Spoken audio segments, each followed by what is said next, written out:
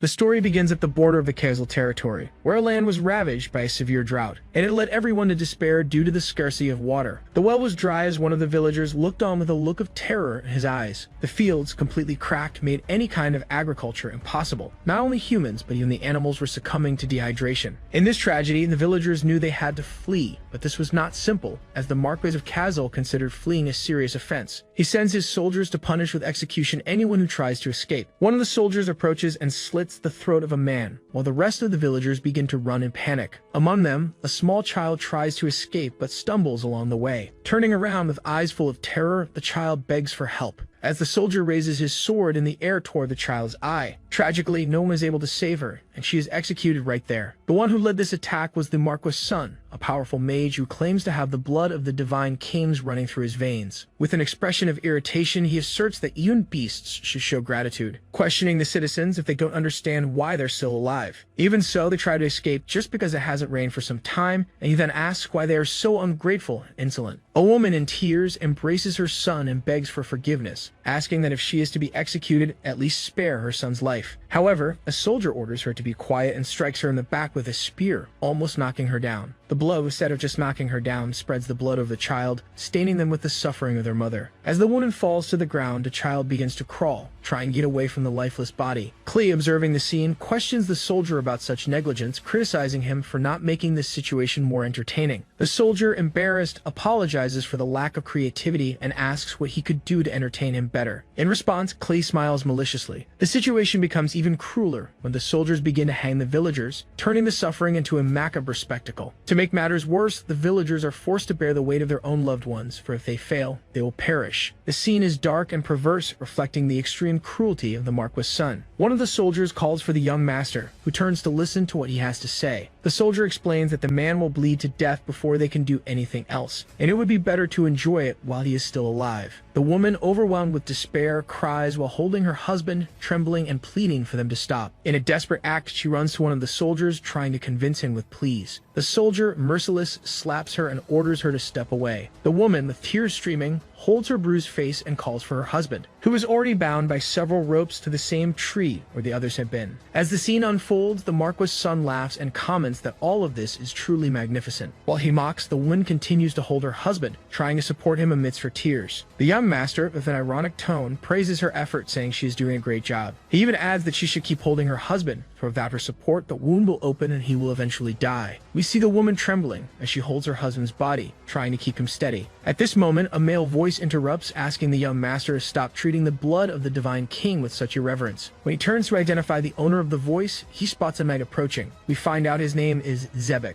He positions himself directly in front of the young master, revealing himself to be, in fact, his sword instructor. During a confrontation, Zebek questions whether it is really necessary to go to such extremes to punish people. He argues that as someone who has inherited the blood of a divine king, the young master should at least act with more dignity. Have some dignity, declares the young master, adding that his honor will remain intact as long as no one knows what is happening there. He asserts that the citizens are fools for trying to escape just because it hasn't rained recently. He then asks Zebek what he plans to do and if he will be the one to spread this information. With a sarcastic tone, he comments that there is no way a knight recognized by the Church of the King would dare oppose someone with divine blood. Zebek responds calmly, simply stating that the truth cannot be hidden forever.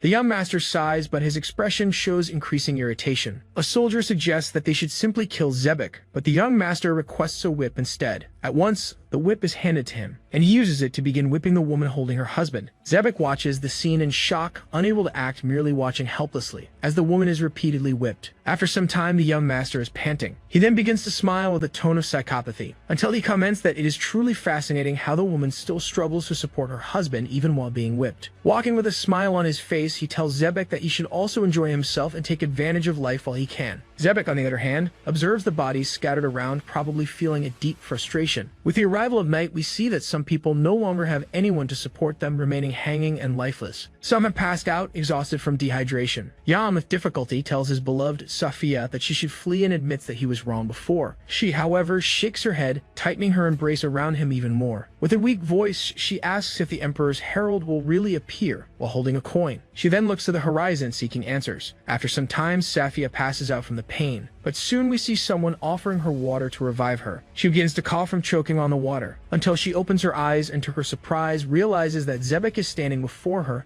asking her to be quiet. He asks if she can eat, holding a spoon of food, while he begins to care for her so that she can regain her strength. We find out that he used his cloak as an improvised blanket. He even stood guard while Safia slept. Noticing the sunrise, Zebek realizes it's time to leave. Not very pleased, he wakes Safia up. He explains that he arrived unseen, but now he needs to leave before he is discovered, as he will be punished if anyone knows of his presence. As he speaks, he makes a pained expression and apologizes for Safia's engagement, saying there is no need to hold on to him anymore. We see that he has improvised a support to hold the man up with a piece of wood, but we don't know if Jan is still alive. Safia's eyes show pure terror as she lets the piece of wood fall, even surprising Zebek a great night. He watches her struggle to hold her husband. In her desperation, she asks his name, promising to inform the Herald clan to spare him when they arrive. The mention of the name irritates him slightly, and Zebek questions whether she is referring to the exterminators of sanctity. He states that they are soulless heretics and asks if she is the one who hired them. Safia gestures affirmatively with her head. Zebek comments that he doesn't know if these people truly exist, even though the young master commands 20 well-armed soldiers. Additionally, he himself couldn't defeat them alone, not to mention that Klee also has blue blood in his veins. He further emphasizes that Safia must be aware of the incredible power of divine blood, especially the blood of the Jaegas. Safia responds, asserting that even though he's a mage, a Herald clan can defeat him, as they too have magical abilities. She explains that they are called the exterminators of sanctity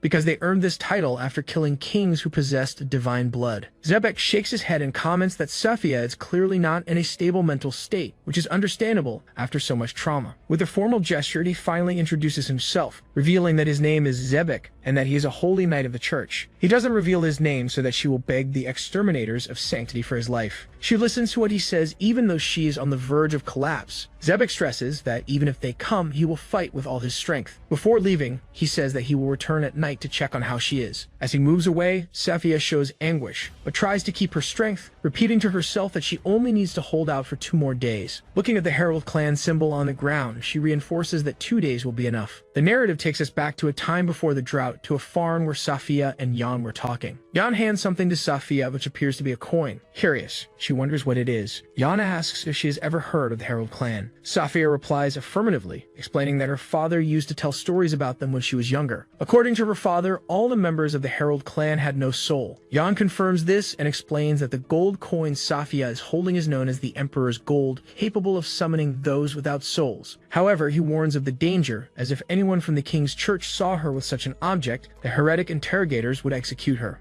Jan then gives her a kiss on the cheek, making Safia extremely embarrassed. With a slight smile, she asks why he would give her something so dangerous as a gift. He replies that it's only for severe emergencies in case something happens to them. Jan explains that if she draws a triangle on the ground and places the coin in the center, a herald will come to help her, although he hopes that will never be necessary. Safia understands the meaning as she looks at the triangle drawn on the ground, repeating to herself that 2 days is all she needs to endure. Her husband's body begins to attract flies, but she remains determined. Another day passes and Safia insists that just 1 more day will be enough. She looks at the sun and says that if she can hold on, everything will be fine, although her body is about to give in. With blurry vision, she collapses on the ground, a victim of dehydration. Safia dies but maintains her determination until the end. The story returns to a forward post where the soldiers are cleaning themselves after the massacre in the village. Zebek is there too, looking at the sun and commenting that the day is exceptionally hot. Klee approaches and asks why Zebek isn't smiling yet, stating that he should be having a lot of fun with all of this. Zebek replies that if they keep killing the citizens, there will be no one left to collect taxes from. Klee retorts, saying that the discontented have already left and there won't be much to collect anyway, as the villagers are stealing from each other. Zebek, with clenched fists, argues that the Marquess's territory has fertile soil and the people could be evacuated, avoiding such suffering. Klee states that suffering is necessary for the villagers are ungrateful, and if they don't suffer, they'll ruin agriculture and escape, just like they tried to do now. Zebek tries to explain that agriculture won't be harmed as it depends on individual skills, but Klee abruptly interrupts him. Klee declares that agriculture depends in fact on the soil, the climate, and the light of the king, stressing that Zebek must have learned that from the church, laughing sarcastically. Zebek shows irritation but remains silent, while Klee gets closer, staring at him intently. Klee asserts that the drought they face is a punishment for the betrayal of the king's church, something clear in the doctrine. Xebec calmly responds, saying that this interpretation is quite broad. Klee tells him that someone made the soil fertile and someone else calmed the drought. They must punish the sinners and those who tried to escape and destroy their lands, while those who helped enrich the soil deserve to be rewarded with land. He does this to save the people, and if Xebec wants to go against his orders and save the villagers, he must do his best. Klee starts walking, while Xebec stands still, not saying a word. The story then returns to some slums in the border territory, where more citizens have died due to dehydration. Xebec approaches the hill where he left Sophia, and when he looks, his eyes fill with pain. Looking up, he sees her body on the ground and clenches his fist in anger, saying that in the end, she couldn't hold on. He believes that even if the heralds arrived now, it would be useless,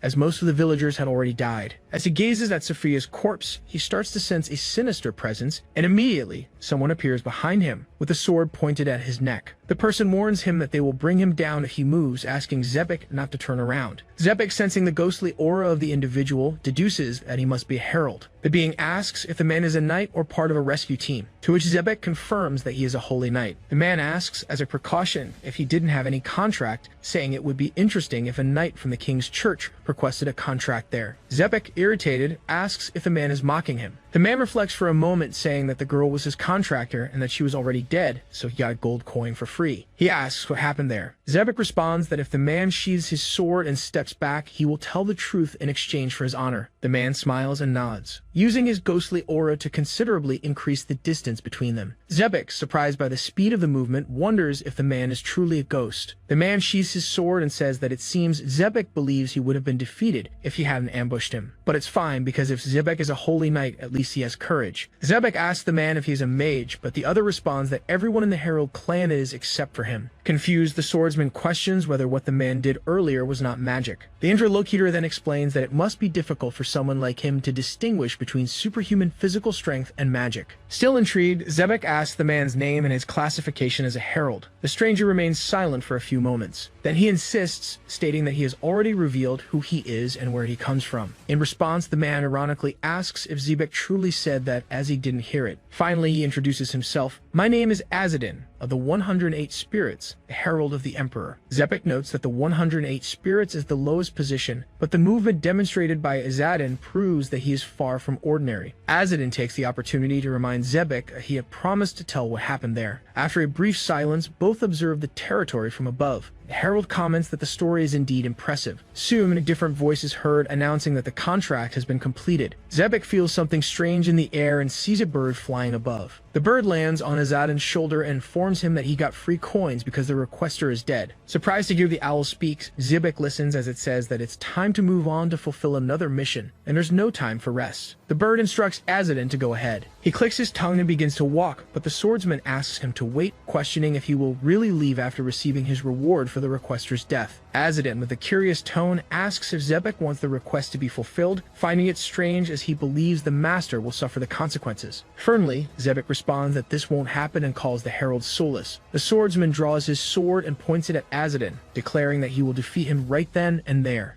Azadin, with an ironic smile, comments that it's funny to see him try to stop him with a simple sword. He highlights that Xebec stayed silent in the face of so many injustices, and that even he considers it lamentable. These words start to irritate Xebec, but soon the irritation grows into uncontrollable fury. The herald then asks if the swordsman's anger is directed at him or himself for turning his back after witnessing the atrocities committed. Indignant, Xebec demands to know what Azadin really knows about it. Azadin calmly asks if Xebec knows the constellations in the night sky and how each one has a different meaning. Xebec, bewildered, asks why Azadin is talking about this, questioning his intent. Azadin explains that humans can see the same thing, but their perceptions can be completely distinct. For some, a constellation may represent the protagonist of a myth, while for others, it may just be a faint, pale light in the darkness. In the same way, the view of the devastating events may seem different to Xebec compared to the other soldiers. While touching Jan's corpse, Xebec lowers his sword, saying that the situation is different because he couldn't do anything. His eyes are full of regret. He looks at his sword and then at his reflection, saying that as a knight of the king's church, he should revere those who carry the blood of the divine kings. Azadin says that if Xebec felt pity for the girl, he doesn't wish to fight him. Then he cuts the ropes on Jan and says that his sword is not his enemy.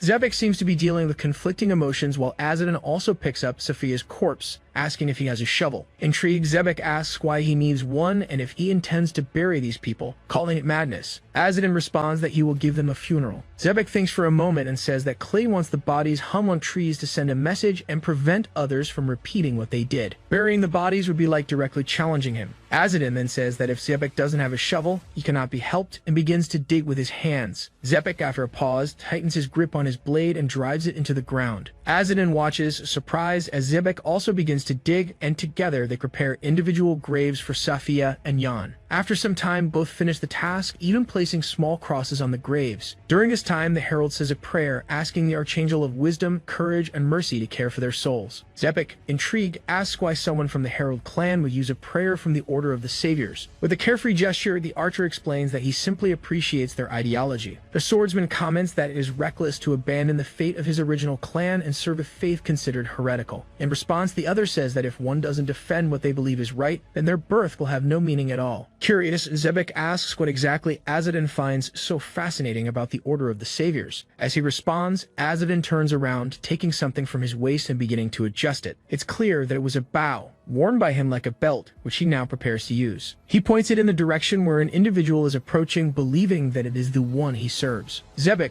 worried, looks at the same spot and soon recognizes Klee and his soldiers. Klee, with a sarcastic smile, asks if Zebek liked the peasants so much, teasing that he should have told him before. Laughing, Klee admits that for a peasant, she was really good, but nothing more than that. Zebek comments that he should have guessed that Klee would take care of the girl, noting that he would face about 20 soldiers and wouldn't stand a chance of winning. The commander of the soldiers, still mocking, asks who the bastard next to Zebek is, while the archer begins to draw his bow. The string is released and the arrow flies directly through the ranks, hitting a man in the rear, piercing his eye. The soldier screams in agony, trembling and holding his head with his hands as chaos ensues. Zebek watches the precision of the shot, realizing that the archer struck a man from the other side of the formation. Without hesitation, he prepares another arrow and shoots again, aiming at the soldiers in the front line. The men try to raise their shields to block the attack, but one of them feels a sharp pain in his groin as he is hit. The soldier drops the shield, which cracks as it hits the ground and falls to his knees, immediately bleeding. The arrow had struck his femoral artery, leaving him in critical condition. The soldiers panic, while Zebek comments that the arrow seemed to curve like a snake as it passed through the shield. Amidst the confusion, the archer finally answers the previous question. He explains that he appreciates the Order of the Saviors because of the idea that a person's worth is not determined by birth, but by their beliefs and actions. Azadin states that someone with the blood of the divine king who commits atrocities against their people cannot be considered noble. Irritated, Klee watches as the archer prepares another arrow, saying that he shouldn't even be considered human. Then he shouts loudly, questioning what a mere peasant could possibly know. Unperturbed, the archer does not react to Klee's shout, which orders Zebek to kill that bastard immediately. Without hesitation, he leaps into the air, and Zebek, looking up, watches as the archer ascends, illuminated by the moonlight. Calmly, he prepares his bow as the soldiers, terrified, ask if they will be the next ones. An arrow is fired, hitting a man in the eye. Quickly, 2 more arrows are ready for a double shot. With precision, both arrows are fired and he begins to fall back to the ground. The soldiers, dazed, rush to intercept his landing, but the warrior lands on their spears, using them as support to stand. He shoots 3 arrows simultaneously, bringing down 3 more enemies. One of the arrows passes so close to Klee that it brushes his face. Frightened, Klee realizes that although many have been hit, only the man who was injured in his private parts has died. He now understands that the archer is only incapacitating the soldiers, allowing them to survive. A ghostly aura is released, enveloping the battlefield as cover to continue shooting and neutralizing the adversaries. Suddenly, he appears behind Klee, identifying himself as a herald. The enemy leader, overcome with terror, loses control, while the soldiers around him panic upon realizing his ruthless nature. Klee turns around to hear the voice behind him, but when the archer tries to retrieve more arrows, he finds that they are all used up.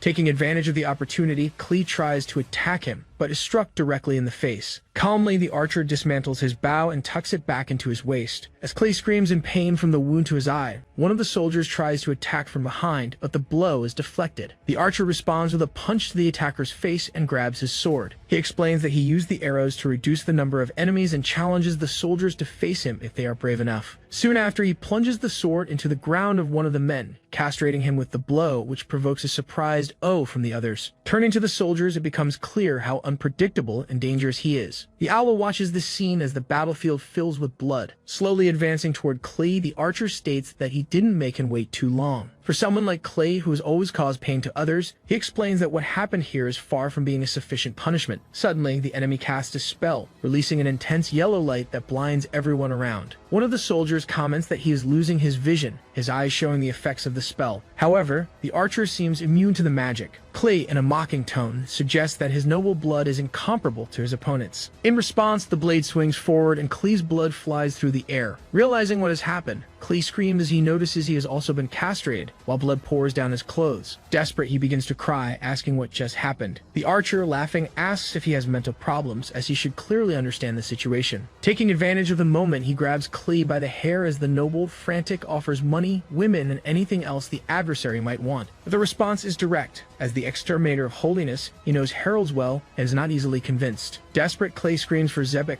who, ashamed, claims he cannot help. Still, the noble tries to appeal to his position of prestige, but the effort is futile. After reflecting, the archer states that he will continue to live, which confuses his enemy. He then raises his blade and moves toward Klee's remaining eye. The blow blinds him, and he passes out in unbearable pain. Calmly, the archer declares that even without a contractor, he considers himself to have fulfilled the Emperor's law. Xebec then begins to draw his blade from its sheath. He, a knight of the Church of the King, cannot allow someone who speaks of the Emperor's law to live, regardless of whether they have committed a just act or not. However, masked, he lowers his blade and states that he is not like the other knights of the Church of the King. Xebec shouts, asking if Azadin is insulting him. The latter responds that he is not insulting him, but praising him, as the other knights of the Church of the King are nothing more than scoundrels who were exiled from their homes due to their inheritance. Before Xebec can retort, Azadin continues, asking if he will be able to follow him, while letting out a laugh. Curious, Xebec asks what he means, but Azadin has already disappeared with his ghostly aura, saying that if fate allows, they will meet again. When the aura dissipates, Xebec sees no sign of Azadin, only spotting Klee lying on the ground. Xebec reflects that no one has been able to kill Azadin, the herald, and that, on the contrary, they have suffered permanent losses. He admits that what Azadin said about the knights was correct,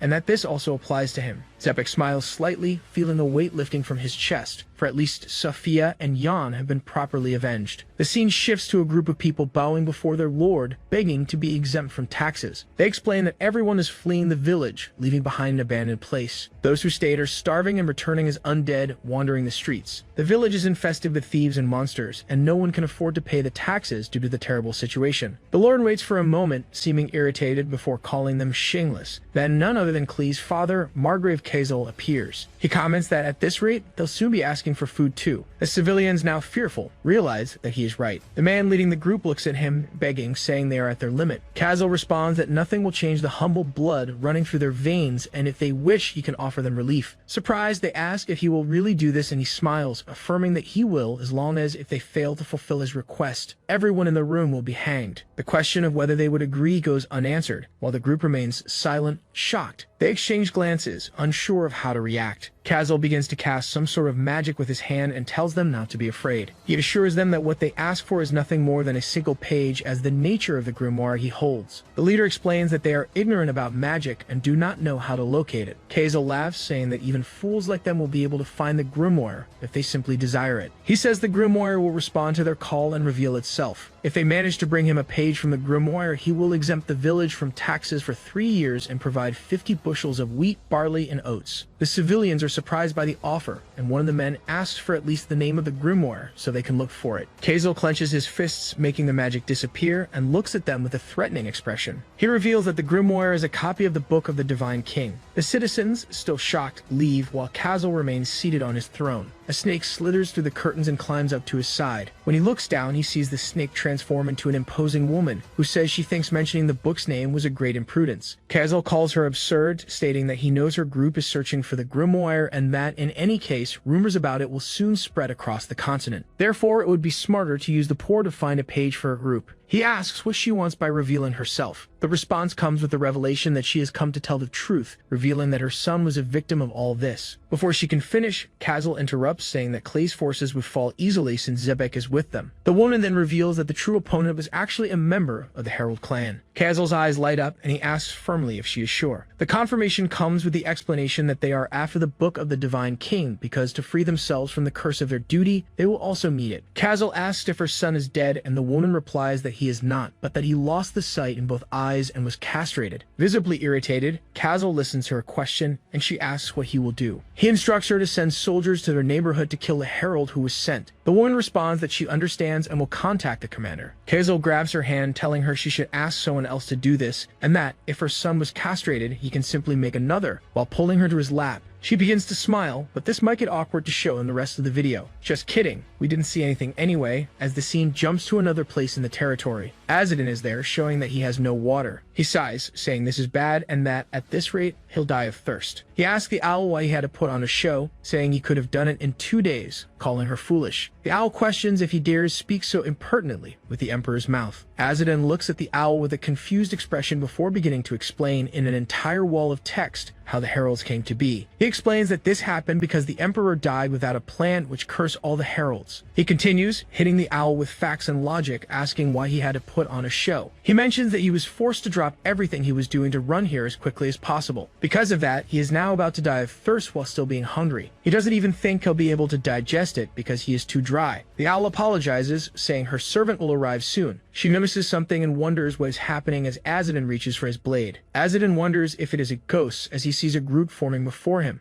It is none other than Safiya and the others who were hung on the trees, all bowing respectfully to him. Azadin greets them, saying that this land has neither the light of the king's virtue nor the blessing of the archangels. Therefore, it is not good to stay there for too long. He states that he has paid his dues and must now proceed to the afterlife. Safiya then points behind him, and when he turns around, Azadin sees a well. He asks if they are trying to give him water, saying that they don't have to, and that they might as well go rest. Then he looks into the well and begins to pull up the bucket, saying that he can hardly wait to drink some water. However, as soon as he reaches the top, he is surprised, asking what that is as he sees a page in the sand. We learn more about the Herald clan, which originally was a race known as Aragasa. They crossed a massive typhoon from another continent and landed on the Wybris continent. The 8 divine kings of the Yagas family ruled the Wybris continent and occupied 8 thrones spread across the land. However, during that era, a single person monopolized each of these thrones, while the other 7 holy kings, who were brothers, were all subjugated by the emperor of the Yaslat family. We see him sitting on his throne. We learn that Emperor Yaslat wanted to rid himself of all the remnants of the deceased holy kings. Meanwhile, the outsiders, the Aragasa, who eventually became heralds, needed land to settle, and the emperor gave the outsiders the grimoires. The song of the yellow bird is a spirit called the voice of the emperor in exchange. The outsiders signed a contract with the emperor and became heralds. With that, the hands of the Aragasa were ruthlessly stained with the blood of the gods, and they became the sword and executioners of the emperor. They personally executed the wicked nobles who went against the emperor's law and prospered. It was the most horrendous sin the citizens of Wybris could commit, as they believed in the afterlife within this cycle of eternal life. After some time, the emperor died, and the empire was once again split into 8 separate kingdoms. The Aragasa were despised by everyone in Wybris, and the heralds fell, being called soulless because they had sold their souls for that pouch. Despite this, they faced an unexpected problem. The contract with the emperor was still in effect even after his death. The heralds needed to serve the emperor, as the contract was eternal. All the heralds were bound by this. Azadin picks up the paper, saying that this is a page from the Book of the Divine King, feeling the power of the emperor coming from it. He then pushes Safiya and Yan aside, telling them to rest in peace while he analyzes the page. Azadin wonders if this means that by collecting this, he might escape his duty curse. The owl responds that it is rude to call it a curse, as it is an honorable contractual duty. Azadin comments that he can't believe it ended up in his hands, and that fate is no joke. Then the bird asks if he isn't happy, as this is something all heralds desire. The heralds have 2 objectives. 1. Fulfill the service duties and collect 100,000 gold coins, or 2. Acquire the Book of the Divine King. If they accomplish any of these objectives, it will escape the duty curse. Azadin states that this is part of his goal, but he's concerned about the spreading of this around the world. The reason the Book of the Divine King was destroyed in the first place was because of his father. As he continues walking through the desert, we see someone observing him from a distance. It seems to be a blonde woman. She tells another person that it's him, and that he is the son of the worst traitor of the clan. Azadin is also talented, powerless, and stupid.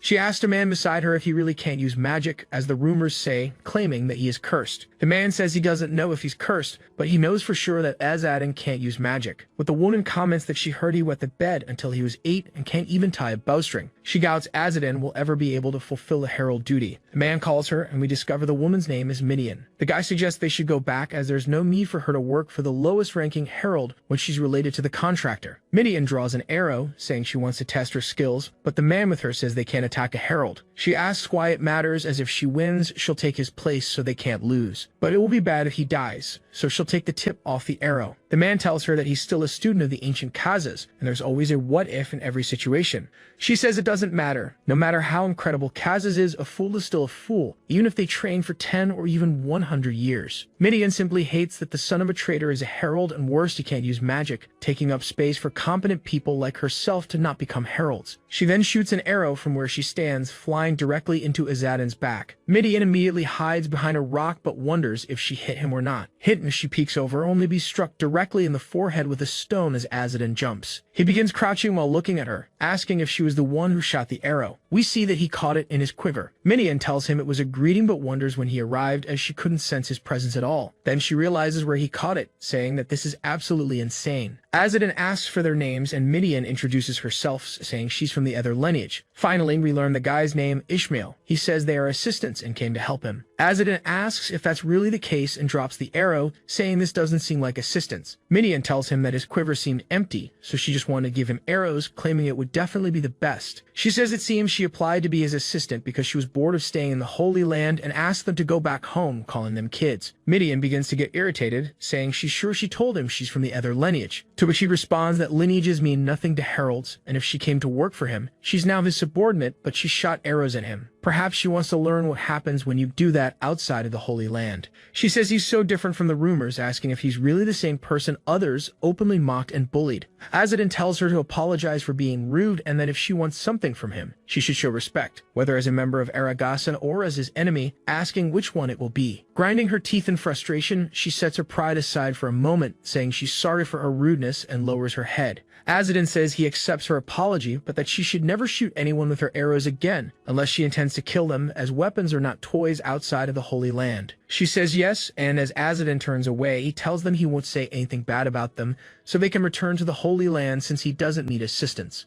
Then he realizes he could use this opportunity and asks them if they have any water. It turns out she had set aside her pride for so long while shouting for a duel. Ishmael tries to stop her, telling her that he is truly very dangerous. She says he might be a bit different from the rumors, as he is truly strong and smart, but he would be a big coward if he didn't challenge him just because he's strong. She then formally sends a challenge for his position as a herald while watching him from above. Ishmael begins to cry, saying that now she has done it. Azadin says it's pretty crazy to hear this, and that Ariel was a bad influence on these kids. He states that if she wins, she'll take his position, but wonders if she has any idea what will happen if he wins. Finally, she responds that of course, everything that is hers, including her life, will be his, and that she is prepared. Azadin says that although Ariel is a problem, a bigger problem is her underestimating him. He warns Midian to give up before it's too late, as Ariel is the only one who defeat a herald. Azadin is aware of his bad reputation, but claims he didn't receive this position for nothing. Midian then turns and starts walking away. Ishmael wonders what she's doing. After a while, she says that they are now 100 paces away and challenges him once more. The outland says that the duel is valid and that Azadin must accept the challenge. Both are surprised to hear the voice of the Emperor. Azadin asks if it's serious. Ishmael is terrified and explains that the voice of the Emperor is the spirit sent to every herald. Now the voice of the Emperor is a witness, refusing the challenge is impossible, and this is not good. Midian tells him to stop worrying, as she just needs to win. After some time, we see them providing water, and Azadin begins drinking it all while they get really dirty. Ishmael, a bit concerned, wonders what's going on with the situation. He says he used a proper archery technique for the battlefield, sacrificing accuracy for the speed of the projectile. This was definitely an extreme form of the Aragasa technique, as he threw a number of stones at Midian. She reacted properly, raising a magical barrier to deflect the stones, but that wasn't enough, as he had more stones prepared. They curve like snakes, as he demonstrated earlier. His skill with the bow was impressive. Midian did her best, blocking what she could. We see one of the stones graze her head, almost knocking her down. Ishmael says he thought he couldn't use magic, but Azadin used the beauty of nature and yellow heron, asking how he's sitting there just swallowing it all. Ishmael tells him not to mention it, as it gets worse, seeing that Midian is out of breath. A surprise attack comes from the sky, which she avoids but rushes forward, saying that now she knows where his position is. She looks at a stone, and sure enough, Azadin steps out from behind it. Midian says that her prediction was perfect, and now she's got him, swinging the blade forward, cutting him in half. It's nothing but some of his miss, as we see his form dissipated. Midian is confused as Ishmael yells at her to turn around. She does so, raising another magic circle, but when Azadin pushes her hand and grabs her, pulling back his fist, he says that it's over now. We see her with a worried expression as she is sent flying into the nearby rock. Ishmael seems irritated and starts yelling her name, saying he can't believe that someone from the bloodline of a traitor just hit a son of the noble lineage. He runs to her, saying that this is unforgivable, asking how someone inferior like him could do this. But the owl speaks, saying that with this, the duel is over. The owl says that Midian challenged his position and her fate is now in his hands. Ishmael, due to his interference in the duel, must also become the property of the herald, along with Midian. With an expression full of rage and humiliation, she reaches for her waist, grabs a dagger, and immediately tries to stab herself in the throat, but Azadin throws a stone, knocking the dagger from her hands. After the dagger hits the ground, he says he knew she would try something foolish. She falls to her knees, feeling desperate. Azadin says that she doesn't even have the right to die now that she's lost the duel. She can only die when he dies or when he wants her to do so, asking if she really challenged him to a duel without knowing something like this. Of course she says yes, which only makes her look irritating, as she is now a loser. Azadin to himself says that she is certainly an interesting child. At least he throws the water sack back to Ishmael, saying that he assumes this was enough to teach them a lesson, and that he will now release both of them. They look confused, asking if he's serious. He responds that he just wants to pretend the duel never happened, as it would be bad for them if it was recorded. Both sit there realizing he's right, but saying nothing. Then Azadin leaves, making his way back across the desert. But of course they are still following him. He says that he already told them he doesn't need slaves, and that he gave them their freedom so they could go back to the Holy Land. Midian says that he just got a young, beautiful, and talented girl as his slave, but will still let her go, asking if he's crazy. Ishmael shudders, saying that this is serious secondhand embarrassment. Azadin says that he doesn't know about the beautiful part, but if she were as talented as Ariel, she never would have lost. There are many guys who like younger girls, as there are many cultures with early marriage customs. Although he's not one of them, it would be better to think before challenging someone to a duel next time. It would be better if she never challenged anyone to a duel again. And if anyone wants to fight, she should just kill him. Ishmael says that he talks much more than expected, but it doesn't seem like he's saying all of this with genuine concern. He then turns around, noticing Midian trembling, and we see her blushing, saying that this is new. Ishmael just wonders what the hell is going on. Now we learn about the service contract. The Emperor and the Aragasa clan, where each provides the other with what they need, and any traitor will meet a horrible death. This contract used to be a symbol of loyalty and a mark of honor, but after the Emperor's death, it became a terrible curse, as we already know. Even after his death, they are still forced to honor this contract. What seemed like an endless cycle of servitude for this clan finally began to show signs of breaking when the Herald clan intervened in the Terrasser Kingdom's succession war. The Aragasa ensured victory in the succession war and obtained a copy of the Book of the Divine King. However, a notorious traitor stole the book and fled, and his name was Acre. We see some men shouting at him from atop a cliff, telling him he must return what he stole or else they will curse him. He needs to deliver his copy of the book or else they will torture him. They threatened Acre with everything they could imagine. Their hopes shattered and disappeared when Acre scattered the book in the heart of the World Mountain Range. Thus, Acre became the first person to die from the curse of the contract due to the curse. Because of his curse, he birthed twins in a male body. Now the question remains, how is this possible? These twins were Azadin and Ariel. Ironically, Ariel became the strongest herald in the clan's history, while Azadin was considered a fool. Midian just wonders who spread such a stupid rumor, as he is nothing like they say. Azadin then tells them that he already said he has no intention of taking them, so he asks them to stop following him. Midian says they aren't following him, they just have something to deliver. It's a letter from the regional chief of Salasma. She then says they don't like him very much, asking what it could be. He decides to ignore half of it, as it's just insults, but mentions that copies of the book have been appearing recently, and that he needs to retrieve them, which will be reflected in his performance evaluation. And judging by what's written there, the other heralds must be aware of this copy. Azadin wonders if this is true and asks them if they were aware of the copies of the book, to which both respond yes. Midian says that she knows her father betrayed the clan, and before she can finish the sentence, Ishmael screams and kicks her in the leg with a shut up. She asks why and simply stares at him. She says she really doesn't care about this, just confirming that he didn't know this. For now, he will have to go to Salasma to find the regional chief and thanks them for delivering the letter.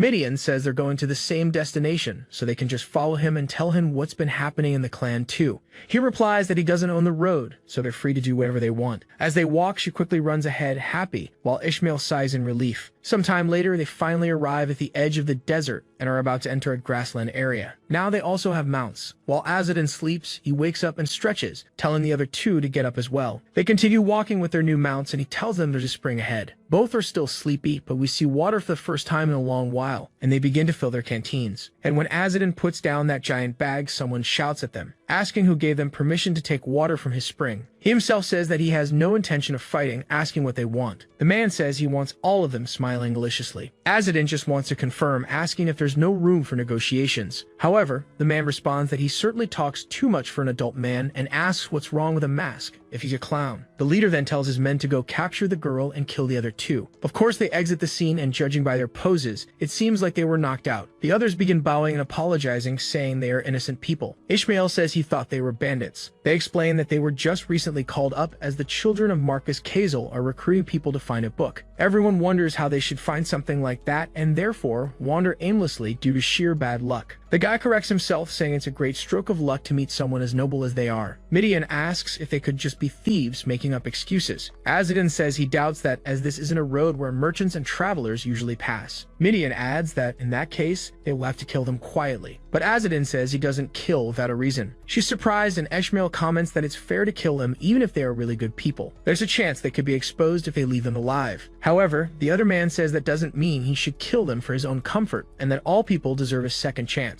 One of the would-be bandits begins to say that he's right and that people's lives are important, expressing that he expected this from someone so noble. The leader begins laughing, saying he's the best and guaranteeing that great fortune will fall upon him and his family for his mercy. The masked man then tells him to shut up. Ishmael thinks about how he often sees people who refuse to kill, but he didn't expect to see someone from the Herald clan act like this. Azadin strikes the man directly in the face, just like he did with the others, and we see the guys explode. He comments that it was a good hit and that he could feel the guys being crushed. He then warns them not to move too much, as one wrong move could cause not only their eyes to explode, but probably their brains too. They say he promised to let them live, but Azadin responds that that's their life. Although he has inflicted permanent damage so they can't harm others, he will ensure they won't regret it immediately. They wonder what the hell they just heard, but Midian and Ishmael just stand there, saying it's not that bad. As they all watch, sometime later the guy starts running and ends up crushing 3 of his nuts and blinding the others. One of the victims of the Nutcracker says that if he ever finds him again, he'll make sure he pays for it. But we see a giant, thick hand reaching forward, placing its palm on the guy's head, only to be ripped off by a giant creature resembling a troll. They turn around horrified as the guy is lifted into the air, and the troll says he found food for himself. He starts throwing them into his giant basket, saying that today has been a really good hunt. Then he grabs another, saying that he won't escape, and throws him into his basket as well. The goblins begin eating the guy whose head was exploded, as he also had to feed his friends. Soon, they spot a village on the horizon, and the ogre trolls begin to smile, saying that at the fortress,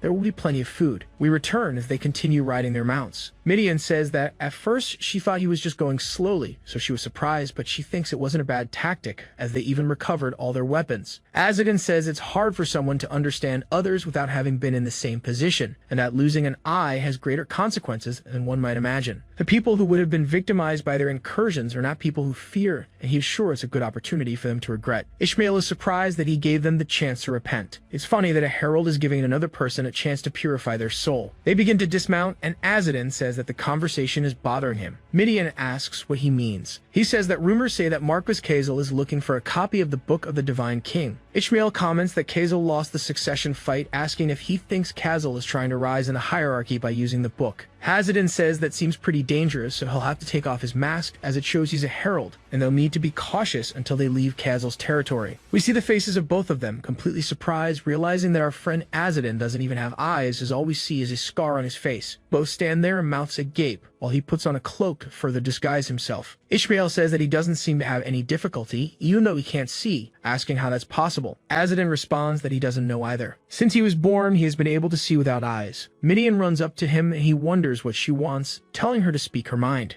She says that she just thinks he probably looks better with the scar. He asks what she means, and she responds that he was probably very handsome and then had an accident where he lost his eyes. She thinks it's better to have scars like this than a handsome face with ugly eyes. Ishmael says she's being very rude, but Azadin comments that she's saying the same thing as the one who caused the wound on his face. She is surprised and asks who did it, and he says it was none other than Arail. We see his face bleeding. Azadin explains that she found it strange that he didn't have what should have been there, and that she at least can imagine there used to be eyes where there should have been, but when it healed, she cut his face, saying it would be better this way. Because of that, he can pretend to be blind and didn't face any problems when he was alone. Midian says that this just means they need to pretend he's blind too. He responds that it's fine as they continue walking toward the same fortress the ogre creature had seen as well. That night, they finally arrive, and the guards are inspecting the front. Ishmael says he can see the gates, but the line seems pretty long. Azadin comments that it's been a while since he was here at the East Village Gate. Midian says it's also the village where the Imperial Road begins, and it's a good starting point for their journey, telling her to be quiet as he is on a pilgrimage, one only, and they are just a few kids who happen to join him. Then he notices something and calls Ishmael a puppy, asking if it was like this when he was last here. Because the guards are doing a very thorough inspection, even stealing some things and putting them in their pockets. Midian says they're just stealing, and Ishmael responds that it wasn't this bad when he was here last time. Azadin says now he sees they're looking for something, and if they're paying close attention, he might have an idea. One of the men in line asks if he can't see, and Azadin says no. It's just that these two are on a pilgrimage with him. The guy responds that it must be really hard, and Azadin asks what is going on. The guy asks if he hasn't heard the rumors that there are copies of the Book of the Divine King circulating. The rumors say that some member of the Herald clan made copies of the book after stealing it, and these copies are appearing everywhere. All the bastards of Kazel are hunting the book now, and it's a complete mess. Azadin says this means there is more than just that loser he met. The guy asks what he means, but Azadin replies that it was nothing. This isn't good as he has one of the book's pages, so it will be annoying to deal with. The man being robbed says that he needs the money to feed his family, mentioning they're looking for the Book of the Divine King and asking why they're taking his money. The guard punches him in the face, telling him to let go, causing the man to fall to the ground. He then says that a grimoire can take many forms and appearances, and who knows if his grimoire is in the form of money. They'll inspect him closely and return it if it's not the book they're looking for. The man's daughter then steps forward, saying that this is theft and asking them to give it back. They begin insulting her, asking if she's really answering them. If she is, it means she needs a beating.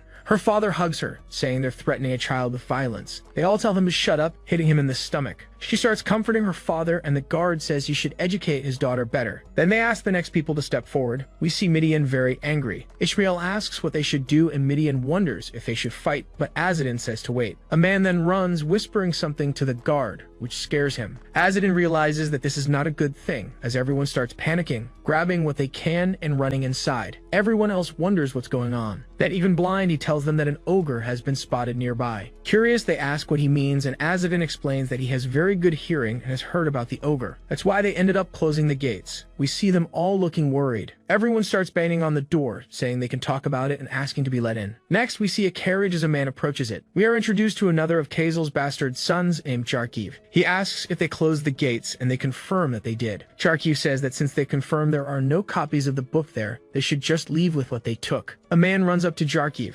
asking what he should do now. Jarkiv tells him that they need to repel the ogre and any other monsters approaching the gate, as they've been trained enough to handle them. The man worries as they were only trained for a day, and Jarkiv says that at least they should let the people outside in, and he'll command the defense from there. Jarkiv states that he's not even a knight, asking what he's capable of. The man doesn't want to hear this from a knight who's running away, but Jarkiv says he'll leave it to him, and that this is good enough while they ride. The man watches and gets nervous as he can feel the ground shaking. Nearby birds also start fleeing, showing that something is approaching. We now see one of the aspiring bandits in the basket, asking if they're going to be eaten, and where they were going. The trolls march toward the village while high above, a man watches the trail of calamity approaching. His only reaction is to look shocked, not knowing what will happen to everyone present at that location. Not only him, but everyone around Azadin watch the massive destruction approaching. Not far away, we discover that the people decided to leave. They hold torches while walking down the Trail of Tears. A woman turns around with a lantern and tells Azadin that the path will become more difficult from here on. She hands Ishmael a lantern, asking him to guide his younger sister and uncle. Since she had an extra lantern, she believes it will help him. He thanks her, saying he will take care of his uncle, so she doesn't need to worry. Midian laughs while patting Azadin's back, commenting that it seems people act kinder when he pretends to be blind. Back at the gates before they leave, we see the man who had been talking to Jarkiv saying that the knights and mercenaries have fled. However, he reminds everyone that they need to protect the village. He asks those who can fight to stay and help, and mentions that it's also valid just to provide support. This way, while defending the village, the others can escape more quickly. The man who was previously beaten tells his daughter, Cosette, that he will fight to protect her. She questions him, saying he can barely cut an apple. Azadin reflects on the people who decided to stay and fight. Midian comments that it's unbelievable that knights whose purpose is to serve the people are abandoning everyone. To her, it's disgraceful and pathetic. Knowing something, Azadin says that, although they are from Wybris, it seems that instead of protecting others, they'd find it noble to stay and fight. Midian agrees, although she comments that it would be strange for an Aragasa to sympathize with the people of Wybris. Azadin says that he feels the same way. Then he warns that it's time for them to separate. With his ghostly aura beginning to show, he disappears, leaving only his staff behind. They They shout, asking where he went. Back at the fortress, we see everyone on guard. Cosette's father tells the captain that there are too many enemies. We find out that, in addition to goblins, there are orcs accompanying the ogre. The ogre roars, revealing that his name is Goldo. He throws his basket full of people on the ground and says it serves as a storage of meat, sustaining his food for a long time. He suggests that investing in his food market would be a good idea. Although his words are simple, like human village, big strong. Goldo lifts his foot and slams it on the ground, declaring that he will take as many as he can. The captain points out that the ogre is the leader and orders everyone to fire arrows at him. As the bows are fired, most of the arrows don't reach the castle. However, some of them hit Goldo. A small goblin with a staff smiles behind the basket and tells Goldo to take the chance and break the gate. The entire army begins to advance. The captain shouts that they need to take care of the enemies charging. The arrows continue to fly, but the goblins use their shields to protect themselves. One of the goblins raises his axe and starts hitting the gate. Goldo grabs a large rock nearby, runs, and throws it at the wall, causing damage even to his own army. The people on the other side of the gate do their best to keep it standing. The captain begins to panic, shouting that they need to attack them. Cosette's father raises his bow in the air, prepared to act, hoping that his daughter has moved far enough away so that when they inevitably die, she will still be safe. We still see the small shaman behind the basket, preparing another spell as the fire shines in his staff. He realizes it is the right moment and casts the spell directly into the sky, saying that the wand responded and that the Book of the Divine King is present, as this is the only reason it was activated. The shaman is stomped on the face, falling to the ground.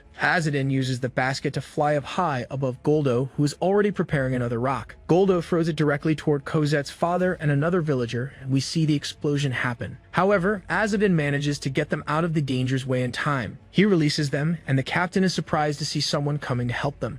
Azadin says that he will help them defend the gate, but the captain wants to know who he is. He then replies that he's just a messenger from the emperor passing through. They start to feel terrified, asking if he means a member of the Herald clan. Before they can get an answer, he's already ready with his bow. Still fighting, he leaps off the castle wall and shoots 2 quick arrows directly into Goldo's eyes, blinding him as he screams in pain. Goldo starts slamming the ground, saying he will kill him, and ends up killing his own allies. The man lands on his head while Goldo continues swinging his arms blindly. He also steps forward, crushing the goblins beneath him. Azadin comments that this is exactly what he expected. He is pleased that the creature is so stupid, so he pulls more arrows and shoots, killing some goblins. The captain wonders if he is really a sanctity killer, and why he would be helping unless he had been hired. The basket falls, and when Azadin looks at it, he sees that one of the amateur bandits from earlier is still alive. The man crawls out, tears in his eyes, completely terrified. What he sees in front of him is the shaman, who everyone thought was dead, slowly transforming. He talks about the Book of the Divine King while drooling, and his arm begins to grow in a grotesque and deformed way. The shaman declares that he will be the King of the Claws and transforms into a kind of monster with tentacles and terrifying teeth. He keeps chanting that he will be the King of the Claws as he seems ready to devour someone. Then he is decapitated, and we see only parts of the tentacled monster on the ground. Azadin comments that this is going to be a problem as the monster begins to expand and fire. We see that one of the monster's tentacles begins to lash forward toward Goldo, and then he realizes it too. So he jumps off its head, leaving only Goldo to be eaten as the monster begins to tear him apart. Goldo screams, saying it hurts, while trying his best to crawl away. He says that he likes to eat, but doesn't like being eaten, as we watch the monster swallow Goldo completely, like a snake. Azadin lands on the ground, watching the monster as it begins to slowly transform into a different shape. It keeps transforming into something else. All the villagers seem terrified, and Azadin recognizes it as Godkin Kurt, the King of the Claws. The monster appears swollen, and the shaman from before emerges from it, holding his staff. He starts laughing and smiling as the staff lights up once again, firing a beam and guiding it to the page. Out of nowhere, he shoots at Azadin, and he wonders if he's going after the page. The shaman says that the servants of Yagus must deliver the book to him, and if they do, he will kill them quickly, without pain. Before he can finish his sentence, an arrow flies through him, nearly finishing the job. We see that Azadin didn't even give him the chance to deliver a monologue. Kurt starts getting irritated with this, and when Azadin turns around, he realizes that he has no more arrows but knows he is going after the page. Kurt then attacks Azadin with one of his tentacles, which Azadin dodges, asking why they are looking for copies of the Book of the Divine King anyway. He continues dodging his attacks, but of course the allies aren't safe either, as they are being hit by crossfire. One of them even gets showered with purple liquid, which begins to to burn him. Kurt yells, calling him insolent as he lashes out with even more tentacles while Azadin runs from him. He realizes where he's running. It's a sword and it blocks his path. Azadin grabs the sword, realizing he needs to fight. He turns around, raising the sword to fight against the tentacles. Of course, he's not just skilled with a bow and arrow as he demonstrated earlier, but also very good with the sword as he begins sending the creature's claws flying through the air, one after the other advancing. He says that these fangs are too big for its body as they fall to the ground. He continues, saying that fangs with superficial roots are weak. Kurt tells him to shut up, reminding him that he is the king of the claws after all, sending even more, thinking that quantity is better than quality. The sword is then corroded by that purple liquid and throws it away, saying he knew it wouldn't last long. Kurt takes this chance to attack with even more force, seeing that Azadin no longer has a weapon. Azadin says that secretly, he's working at a loss by doing this without even receiving gold coins. The villagers decide it's finally time to help him, and we see them launching a barrage of arrows forward. This begins pushing Kyoraid backward, away from Azadin, giving him time. The captain says they have to help the Herald, no matter what happens. They still say that helping the Herald clan seems a little strange, and if the Church of the King hears about it, they will be accused and executed. He says they were abandoned by these same people, asking why they should fear their punishment when they abandoned them. They end up realizing he's right, and Kozet's father pulls out his bow, saying he doesn't want to die here as he launches the first arrow. He prepares another, saying they're just attacking monsters, and after killing it, they can go after the Herald clan member or whatever comes next. Everyone starts agreeing with him, saying that this is the perfect plan, and that's why they decided to help him in the first place. While Kyoraid is being bombarded with arrows, Azadin says they should have given him the arrows from the start. He stretches, saying he thinks it's time to start. He picks up one of the fangs from the ground and throws it forward, making it explode where it lands. He begins to laugh, saying that should be enough. He picks up another and starts firing them quickly, one after the other. It turns out this was what he was planning when he cut the fangs earlier. Kurt starts getting angry, asking how dare he. Azadin asks why he's so mad, saying that he's just returning his fangs. Kurt screams, saying he's going to become an even bigger being than he is now. When Azadin picks up a giant one and throws it forwards, saying that Kyoraid truly understands that he is a sanctity exterminator, we see the arrow pierce directly through Kurt's skull. It's brutal. He then picks up another, saying that his job is to eliminate things like this as he throws it, cutting Kyoraid's head off, which bounces on the ground. We see that in his last moments, he was pure rage. The monster then begins to disintegrate, falling apart into pieces. Azadin says that with this it's over and he goes to grab the staff, but hears the captain shouting, calling him a soulless pagan. When he turns around, everyone is pointing their arrows at him. Azadin says that this is pretty rude and that they might make a mistake if they shoot. The captain asks what he's planning and why he helped them with the monsters. The villagers start saying that he probably brought them here. They say that, no matter how they think about it, it's strange that they only appear when he also shows up and that everything is his fault from the very beginning. Azadin thinks about how to respond to this stupid situation. He stands there while they continue to criticize him, saying that he must be the reason they are there. But of course, he doesn't know why the monster showed up either. As everyone knows, he just did his duties according to the gold coins and someone used one to make a request to them. They are surprised, asking who wished for the demon of the gold coin. They start to panic, asking who it could be, saying they know they are fighting, but wishing for the Herald clan is too much. One of the men asks if this person is present right now, and he replies that he's not obligated to tell them that, nor does he have the authority to do so. Everyone starts to panic, and he asks if he can leave now or if they're going to fight him for the Church of the King, even though they were attacked by the noble bastard clan and abandoned. One of the citizens tells him to stop speaking ill of their faith, and Azadin laughs, saying that of course they are faithful citizens as he walks away. We see the aspiring bandit still alive, asking if it's finally over. He looks up only to see Azadin and is terrified that he survived. Azadin tells him to be nice, as he was given a second chance at life. He starts crying. I really hope he gets good character development. That said, he leaves and jumps off the ground, running toward the castle wall as they point their bows at him. The captain shouts, telling them not to attack. Azadin appears, grabbing a handful of arrows from his large quiver. He says he'll just take a few, asking if that's okay. The captain thanks him, and Azadin calls him a fool, saying that if the right person had known him, he definitely would have been executed. But we see him smiling back on the trail where everyone was walking. The scene is empty as Azadin runs through the forest with the owl right behind him. The owl asks why he lied to them, and he replies that if he had told the truth, they would have lived in fear for getting involved with him. The owl asks if he doesn't resent them as they treated him strangely even after he saved them. He says that humans are weak, but that anyway, they were kind to him when he pretended to be blind, so they deserve praise. However, he's quite tired because he had to run all the way there, and to make matters worse, he did it without receiving a single gold coin. Then he sees something ahead and realizes that it's none other than Midian and Ishmael. Taking advantage of the moment, he mentions that he also hunted a godkin Kurt. They comment that killing a Kyoraid seems intense, but he responds that, in fact, it wasn't that strong. Ishmael starts reflecting on the situation, saying that he wasted his energy but didn't even get paid for it. it. Azadin says that Midian told him it's a beautiful thing to help and protect people, and that life isn't fun without the right perspective. Midian laughs, saying that Ishmael was never a fun person and wonders why he's getting beat up. Azadin says that by saying they're alone, he means the other Evacus left them behind.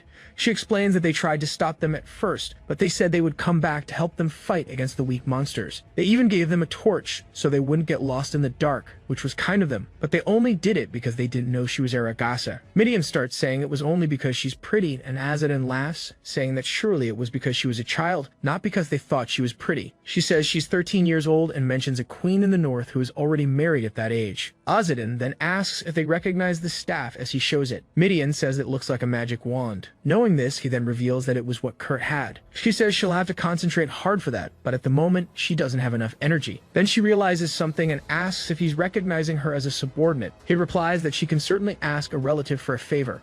Midian says she also wants him to do a favor for her, and he responds that yes, he can inspect her tomorrow. He then jumps off the ground and onto a tree, while she asks where he's going. Azadin says he needs to hurry and that she should follow him. She asks why they're in a hurry, and we see the Evacus again. The woman who was kind to them before sees him and asks when he arrives, saying that the children were looking for him. He says he got a bit lost, but that they're smart kids, so they'll catch up with him soon. More importantly, he heard victory cries from the village. The aunt asks what he means, and he replies that, as they know, he has very good hearing, and that it'll probably be fine if they return to the village for now. He asks if she can signal him from here with something like lantern signals. The aunt thinks about it, and then one of the Evacus shouts, saying that they see something. It's lanterns near the gate, now lit, and the watch committee must have really succeeded. Everyone starts to get happy, and Azadin tells her to send a small group of people to check. When she turns to thank him, she realizes he's completely disappeared, wondering where he went. Of course, he just wanted to help them so they wouldn't be separated from their loved ones. However, he was too lazy for that, and if he lay down, he'd definitely pass out. Then he sees smoke on the mountains and wonders what it is. He decides to go check and soon stops, observing a campfire with soldiers. They are the guys who fled the city. They say that a drought and the presence of an ogre are crazy things to happen again in this territory, and that place is finished. They just need to do a big job and get out of there. Azadin realizes that the bastard son must also be there, inside the only tent with lights on. He sees some valuable items in the boxes and says that he's out of money. The owl responds that he hit the lottery, as it's also ready for him to take all of it. Azadin comments that traveling requires a lot of money, and that this is truly a blessing. Suddenly, they hear Jarkiv shouting, asking if they are playing with him, since his loot has been stolen.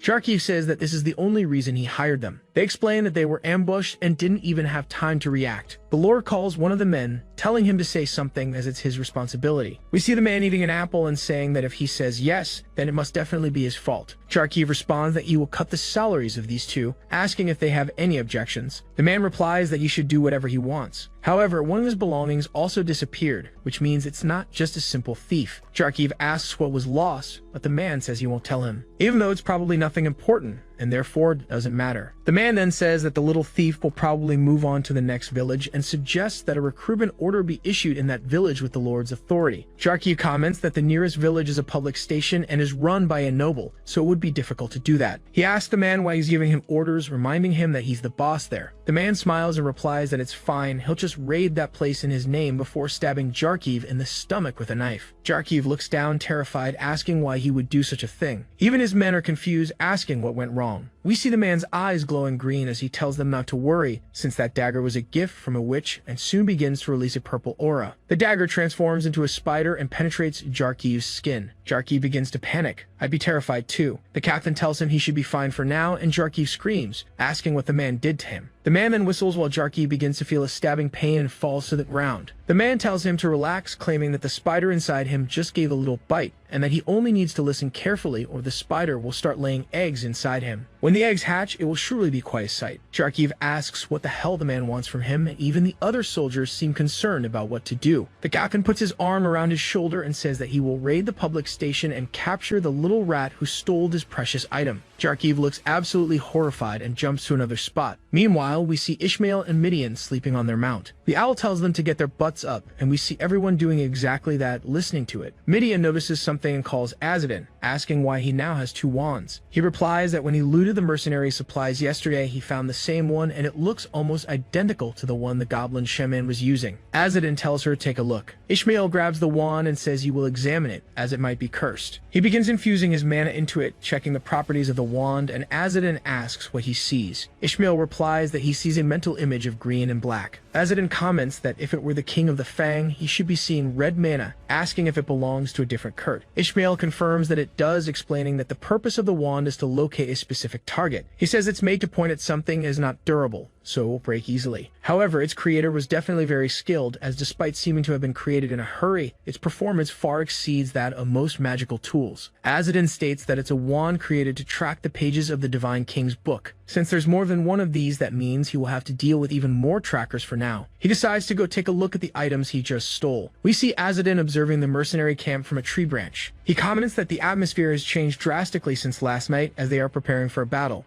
His purpose must also be to collect the copy, what the goblin shaman expected them to do after losing the wand, but the retaliation wasn't what he expected. Ishmael and Midian appear and ask Azadin what he saw. He replies that they are planning to attack the next village. Midian observes that it's a public stage station, though Ishmael says the scale of the attack is much bigger than that of a common village. Midian says they can't act recklessly, and that they must have a reason for becoming so desperate. Azadin agrees while we see him putting his disguise on again. He begins walking forward, taking off the mask and holding the wand and the page close to his chest as they head toward the next village. They weren't lying, the village is absolutely packed with people, but the guards aren't doing thorough inspections like the others. One of the guards tells Azadin to be careful as he is blind, and Azadin thanks him. Midian says that she's happy they let blind pilgrims in for free while they walk through the market. Ishmael and Midian seem very happy. Ishmael gets excited, saying that he saw a cart from the Coruscant Vendor Association. Midian says that means they can take a break while looking ahead to the association.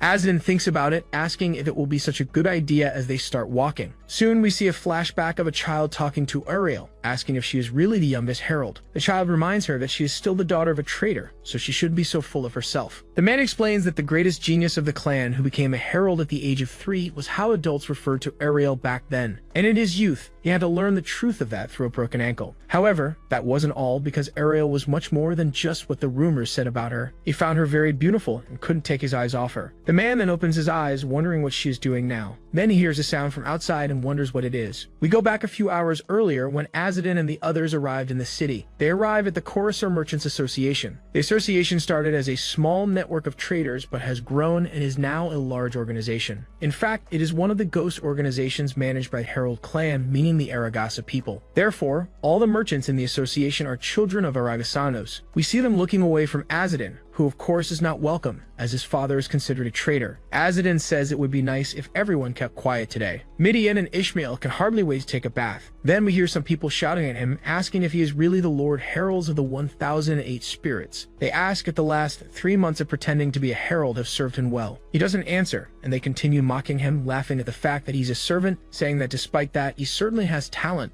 Azadin responds that those kids are not his servants and that he needs help changing the horseshoes. They agree, saying they can help him, but in a very sarcastic manner. Still, he hands them a bag and asks them to exchange it for money, also asking if they can get some Blue River arrowheads if they're in stock.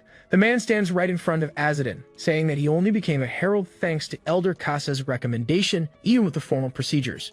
It doesn't help that he lagged behind in basic training. They continue mocking him, saying that he must have stolen the items from his bag. Azadin asks to change his clothes, wondering if he can borrow some pieces and if they can wash the ones he is wearing. Ishmael whispers to Midian, saying that he knew this would happen, but this is really bad. He responds that regardless of his birth circumstances, he is still a herald and that helping him is their duty. In the middle of this, they throw a dress at him, saying that this is the change of clothes. When he looks down, he asks if they can stop being childish, as he doesn't exactly want to hit them. They ask what the hell he's barking about, questioning if he thinks they're acting like servants just because he's so great. They say that he never would have managed to be one of the 108 spirits if it weren't for luck. Midian says that if they're so frustrated, why don't they settle it with a duel, or are they afraid of the risk involved? She says they're only good at talking. Azadin thinks it shouldn't be her talking about the risk of duels since she's the one who lost 2 of them. The man approaches her, saying that she's only saying this because she knows nothing about Azadin, since he didn't even take a single punch. She asks if that's really the case and jumps from the ground into the air, landing on the man's back while holding a knife to his throat. He asks what she's doing, calling her miss. Midian says he certainly doesn't understand the situation he's in. She explains that she is of Ether descent,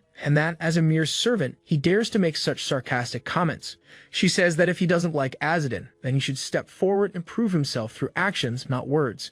She states that it's a joke to think that Azadin couldn't take a punch, asking if he really is underestimating the heralds this much. Before anyone can approach, Ishmael seems nervous. Midian is still angry. We see the man from earlier saying that things have gotten pretty tense and then asks Azadin if it's been a while. Azadin confirms, and the man asks Midian's name. She answers, saying that her name is Midian of Aether. He introduces himself as Derek of Seven and apologizes on behalf of his companion, asking if she could stop as he doesn't want their clans spilling blood. She pulls the blade away from his throat and jumps back. The man comments that she definitely has spilled blood as we see a bit of her neck. His friend tells him to just spit out his pride. Derek calls out to them, and then we find out that their names are Pedo and Kosarak. He tells them to focus on their duties at the association while Derek passes by Azadin. Derek then tells Azadin to wash up and come, as he wants to have dinner together. Azadin wonders why he's bothering, but ends up accepting. That night, Azadin is back in his room after taking the bath, saying that he feels refreshed after soaking for a while. We see scars all over his body. Ishmael calls him, asking why he's standing still, explaining that although his birth circumstances are tough, Arael, who shares his blood, is revered. He heard that those who challenge her and make comments about her are immediately punished. Azadin responds that she has her own way of doing things. He then says that because of this, he should hurry and convince Midian to move on. Otherwise, they'll end up like him. That night, he goes to Derek's tent. Derek has dinner prepared. We see a question that surprises Azadin so much that the food falls from his spoon. The fellow asks if he's ever heard of Arael. Azadin replies no and wonders why he's still asking about her. Derek says that he's worried about his older sister. Azadin then responds that, considering her abilities, she's not someone to worry about. He also says that this is unbelievable, as the first thing Azadin did upon arrival was attack members of the association while reaching for apples. Derek grabs the apples and removes them, saying that Azadin should start talking about his work already. Azadin responds that he is doing his job properly and collecting gold coins. Derek then asks about the attacks on other merchant associations, questioning what happened to the idea of keeping them under control. Azadin says he should look at it, asking if he's seen something like this, as it's none other than the staff he obtained. Derek confirms yes and explains that Bishop Kurt Godkin uses this tool to search for the copy of the Book of the Divine King, and that's why Midian is here, as she was delivering a letter from the district leader.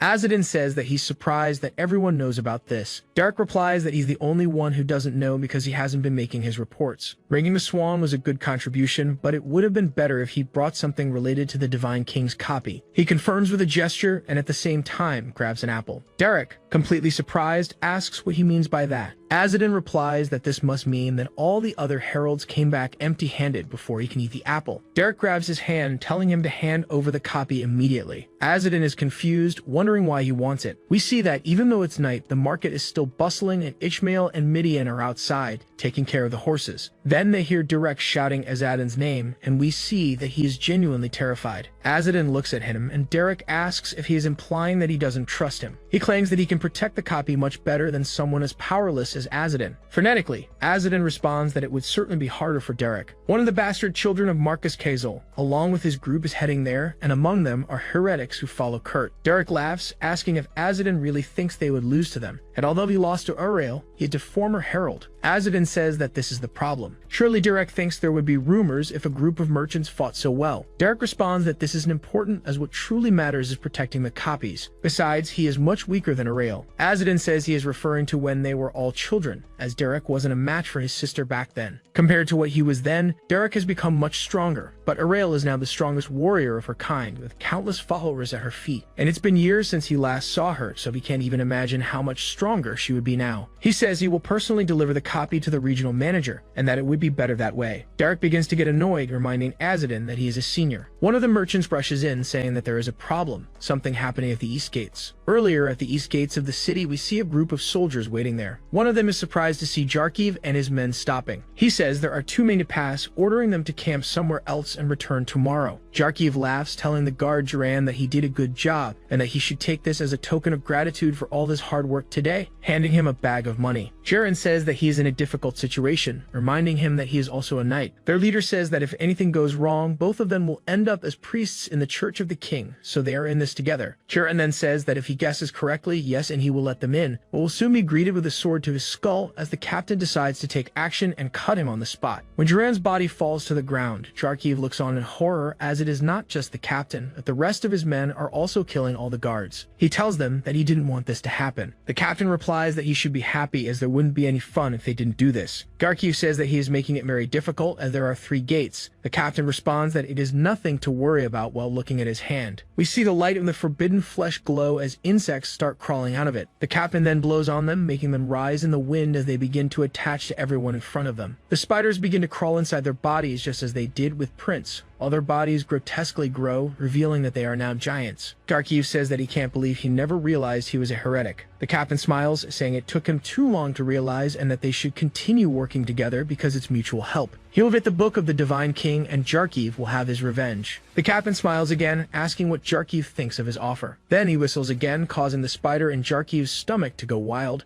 making him fall to his knees in pain. The captain's men look down at him, and the captain says that no one is allowed to leave this village from now on. He orders them to find the rat that stole their belongings. We see a man leaving his house, looking at the gates, wondering what the problem is. He approaches and asks what is going on, being informed that some guys are stopping them from leaving the village. They begin to question why they can't leave. The guys affected by gigantification say it's because he said so. One of the villagers says that he has no right to stop them and tries to push him aside, saying that he will leave. Then the giant grabs the guy's head like a basketball, lifting him into the air, saying that he already said that no one is allowed to leave. The rest watch in horror and begin to run, and the guy says something feels wrong. His partner agrees and they begin to salivate, saying they are hungry. Spiders begin to crawl out of the guy's hand and we see his mouth opening, revealing a full fuel for nightmares. The villager closes his eyes in fear, only to hear a strange sound. He opens them and sees an arrow lodged in the guy's throat, causing him to lose balance and start falling. The villager turns around, wondering what's going on. He and the guy's partner looks up after hearing something, only to be impaled by Azadin, who drives his spear into his back,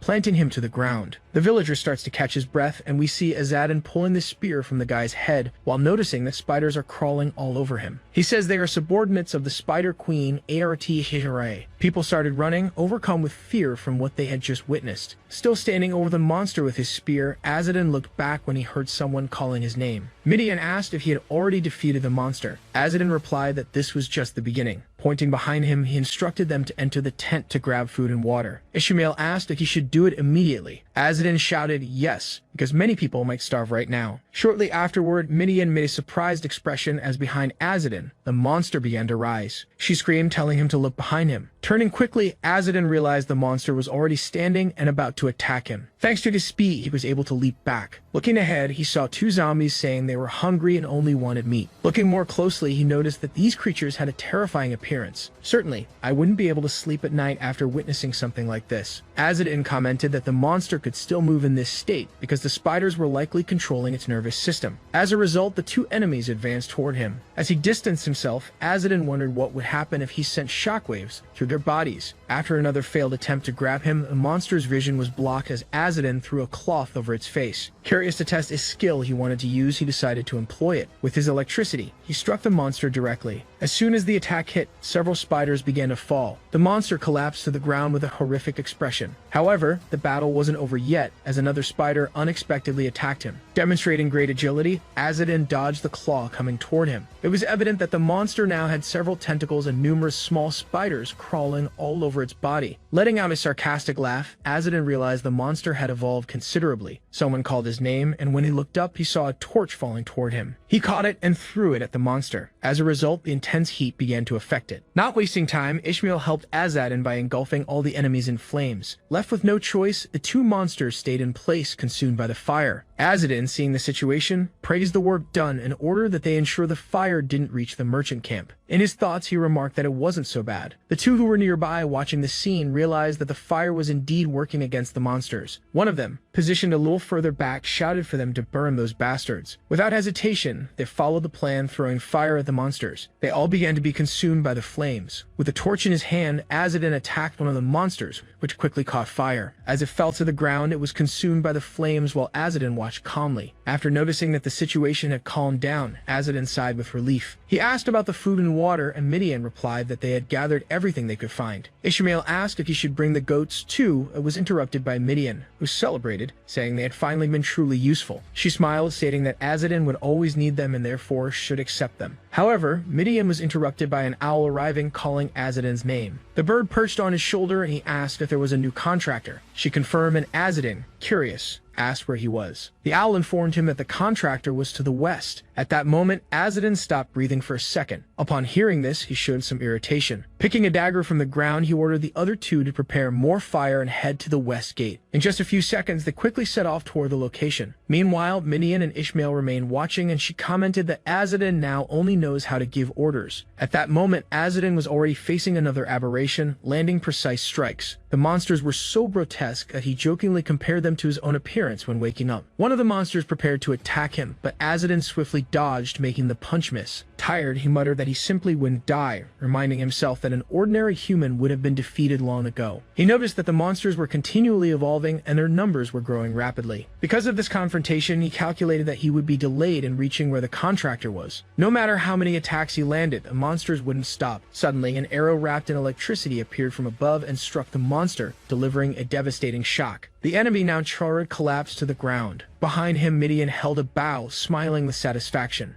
She cheered, claiming that she knew lightning would be effective since the monsters were weak to fire. Shortly after, she showed signs of fatigue and nearly collapsed from having used so much magical power. Ishmael supported her, calling her name in a worried tone. Azadin watched the scene silently. After a moment, he admitted that Midian was very skilled and gave an unexpected compliment, making her radiant.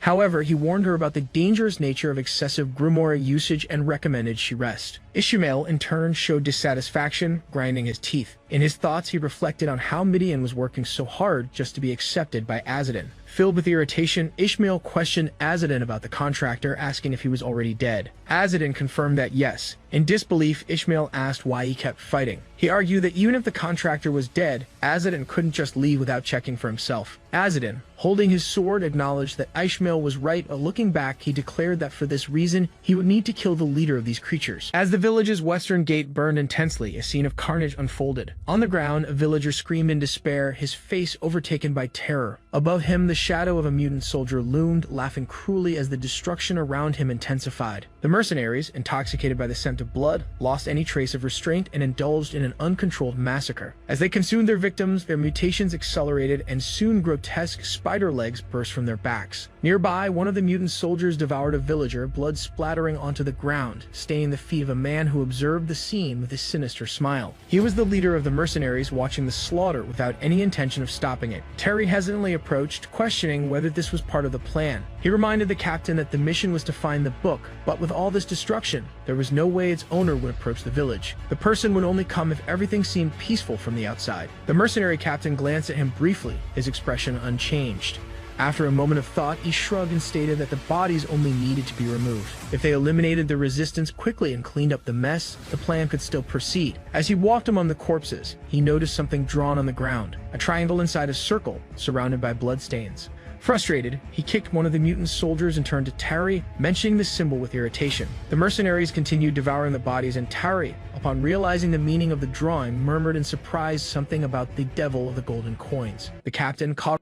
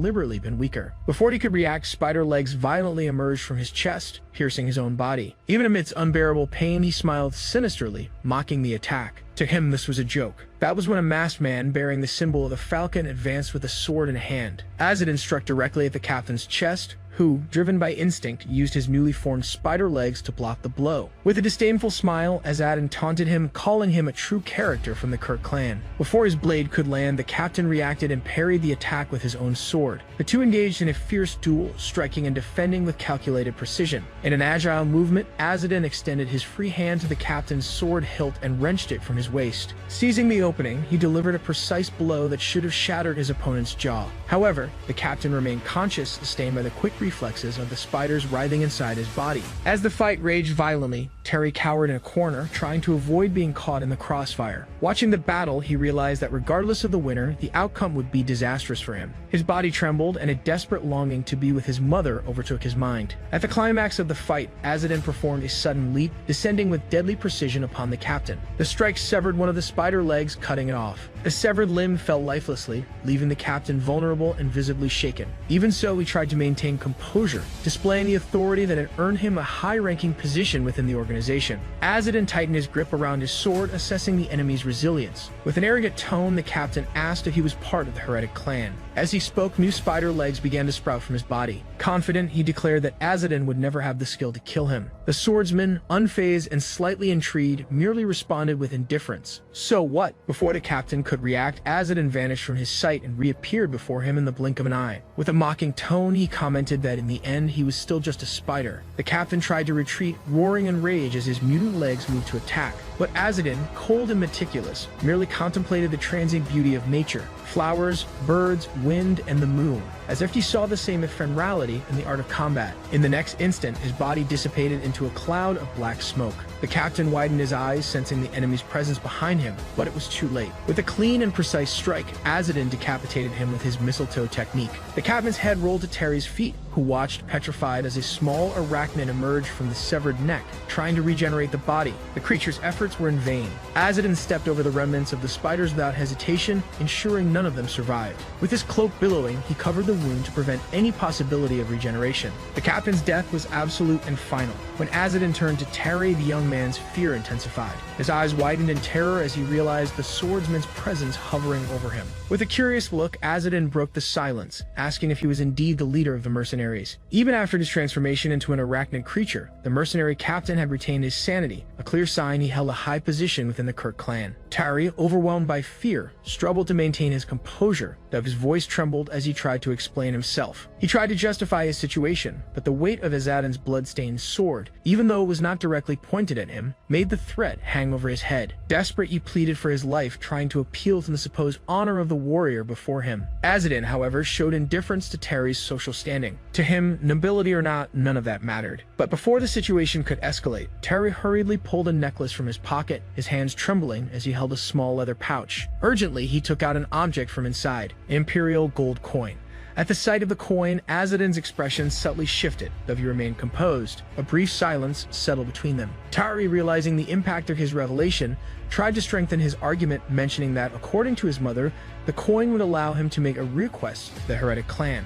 Still, Azadin remained unmoved, explaining that simply possessing the coin meant nothing without a formal petition. Frustrated, Terry didn't hesitate to throw the coin toward the triangle drawn on the ground. As soon as the coin touched the center of the symbol, it vanished in a golden flash. Azadin, observing the phenomenon, sheathed his sword and approached, his posture showing a slight relaxation. Terry, trying to reaffirm his position, insisted that he should now be considered Azadin's employer, but Azadin corrected him, making it clear the correct term was petitioner. He asked what the request was that Terry wanted to make. Without hesitation, Terry revealed his main concern, the infection he had suffered from the spider and his fear they would consume him. His voice carried a tone of desperation, reflecting the gravity of the situation. Azadin sighed heavily. Shortly after, the Emperor's voice echoed, announcing that the petition had been accepted. Reluctantly, Azadin questioned why he had to accept a request from someone like Terry. The young man, feeling insulted, tried to defend himself, but his protest died in the face of Azadin's stern gaze. Before the conversation could go deeper, a new voice called out for Azadin. Turning, he saw Midian and Ishmael approaching. He quickly informed them of the situation, and the reaction was immediate. Midian showed fury, while Ishmael seemed concerned. Midian,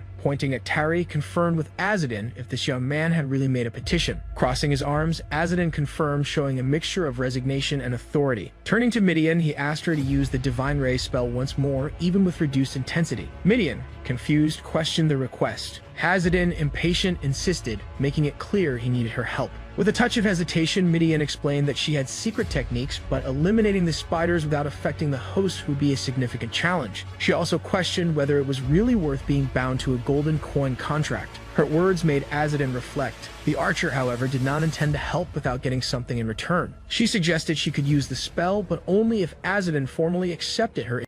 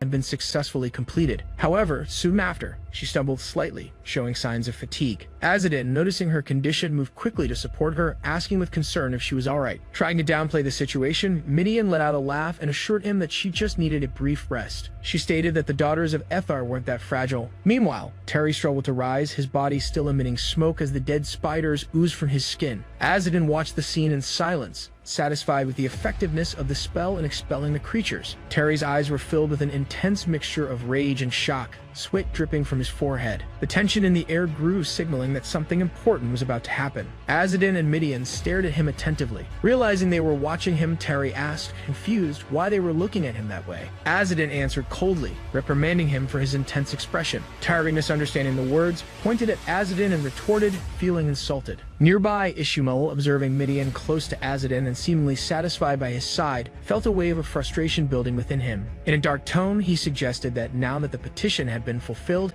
it might be best to simply kill Terry. Upon hearing this, Terry panicked, his voice choked with fear. Despite his indignation, he was still weakened by the effects of the lightning, feeling completely helpless. Even a child could kill him at that moment. Azadin intervened, reprimanding Ishmael for his words and telling him not to say such absurd things. Ishmael, irritated, questioned if they couldn't take Terry's life now that his petition had been fulfilled.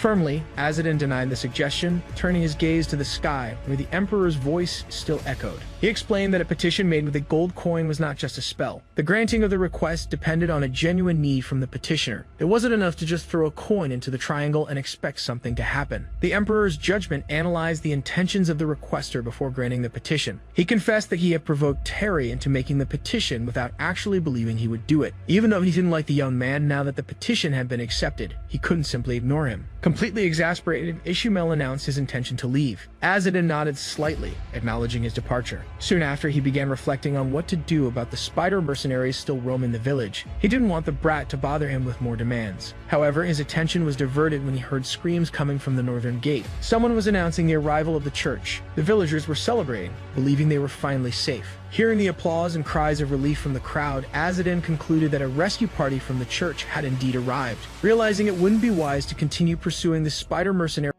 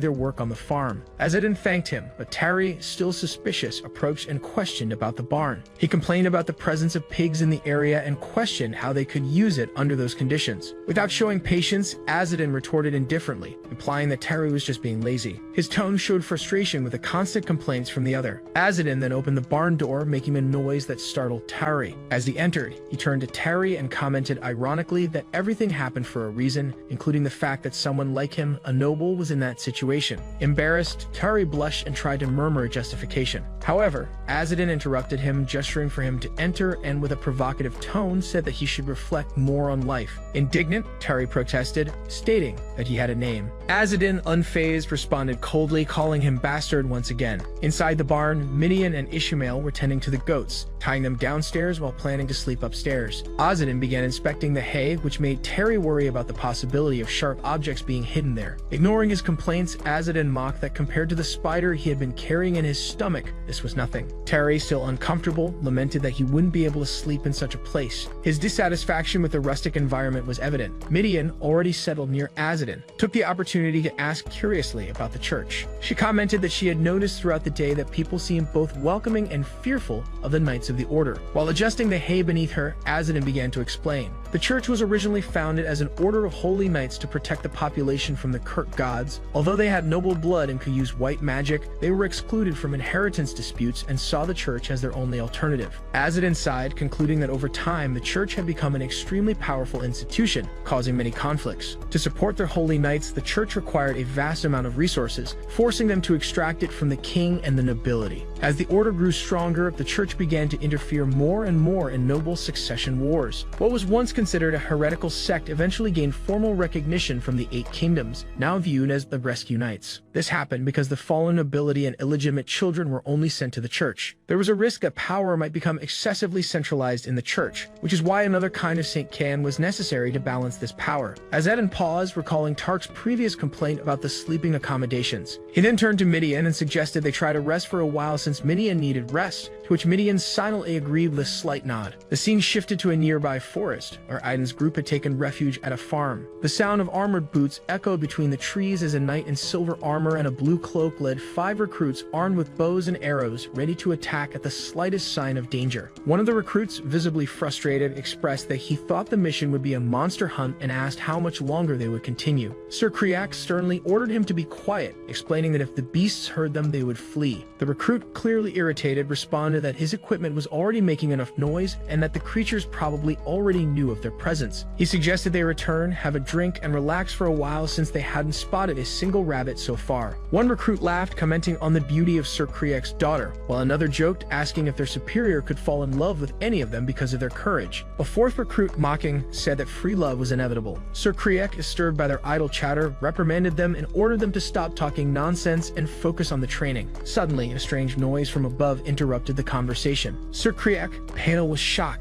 gestured for everyone to be silent. He cautiously approached a bush to investigate the source of the sound. Looking, he saw a creature with imposing claws, wings, and a tail, a wyvern. Though small, still dangerous. The recruits, panicked, began shooting arrows in a disorganized manner. Sir Kazra shouted for them to wait, but it was too late. The arrows had already been released. The wyvern, agile, climbed a tree to avoid the attack and disappeared from view. One of the recruits, watching the creature flee, commented that it was a wyvern, but wondered why it wasn't flying. Sir Kriak, observing the retreating creature, murmured to himself that the situation was becoming a serious problem. He realized that the presence of a young wyvern indicated that adult wyverns could be nearby, making the mission even more dangerous. At the edge of the forest, as they neared the location where the wyvern had disappeared, a recruit pointed, saying that the farm was over there. Sir Kriak, visibly annoyed, asked what was wrong now. The recruit said it looked like the location of the farm, and Sir Kriak's face transformed into shock as he saw a farmer struck by an arrow, with his wife crying and embracing him. Observing the tragic scene, Sir Kriak cursed and, in a cold and sinister tone, ordered them to kill the couple. The recruits hesitated, visibly alarmed by the order. Sir Kriak, grinding his teeth in frustration, accused the farmers of having summoned the wyvern and suggested they were in the forest as part of a cult. The recruits, shivering as they processed his words, reluctantly moved toward the couple. One recruit, holding a spear, approached the grieving wife, who was trembling with fear. Another recruit, resigned, drew his sword and took the lives of both. One of the recruits recruits in thought lamented that they had no choice but to follow orders. The scene then shifted to a barn where Azadin and his group were trying to rest, perched by the barn window. The Emperor's voice suddenly called out, waking Azadin. Visibly irritated, he murmured, rumbling about how frustrating it was since not even 2 hours had passed since he had fallen asleep. The Emperor's voice, now grave and solemn, announced that only those who answered the call of justice would be worthy of being his heretics. The Emperor, seated beside him, responded solemnly, stating that only those who answered the call of justice were worthy of being his heretics. Rubbing his tired eyes, Azadin questioned whether such people truly existed. Suddenly, the barn door was thrown open with a crash, and the farmer's son rushed in, his voice filled with desperation as he begged for help.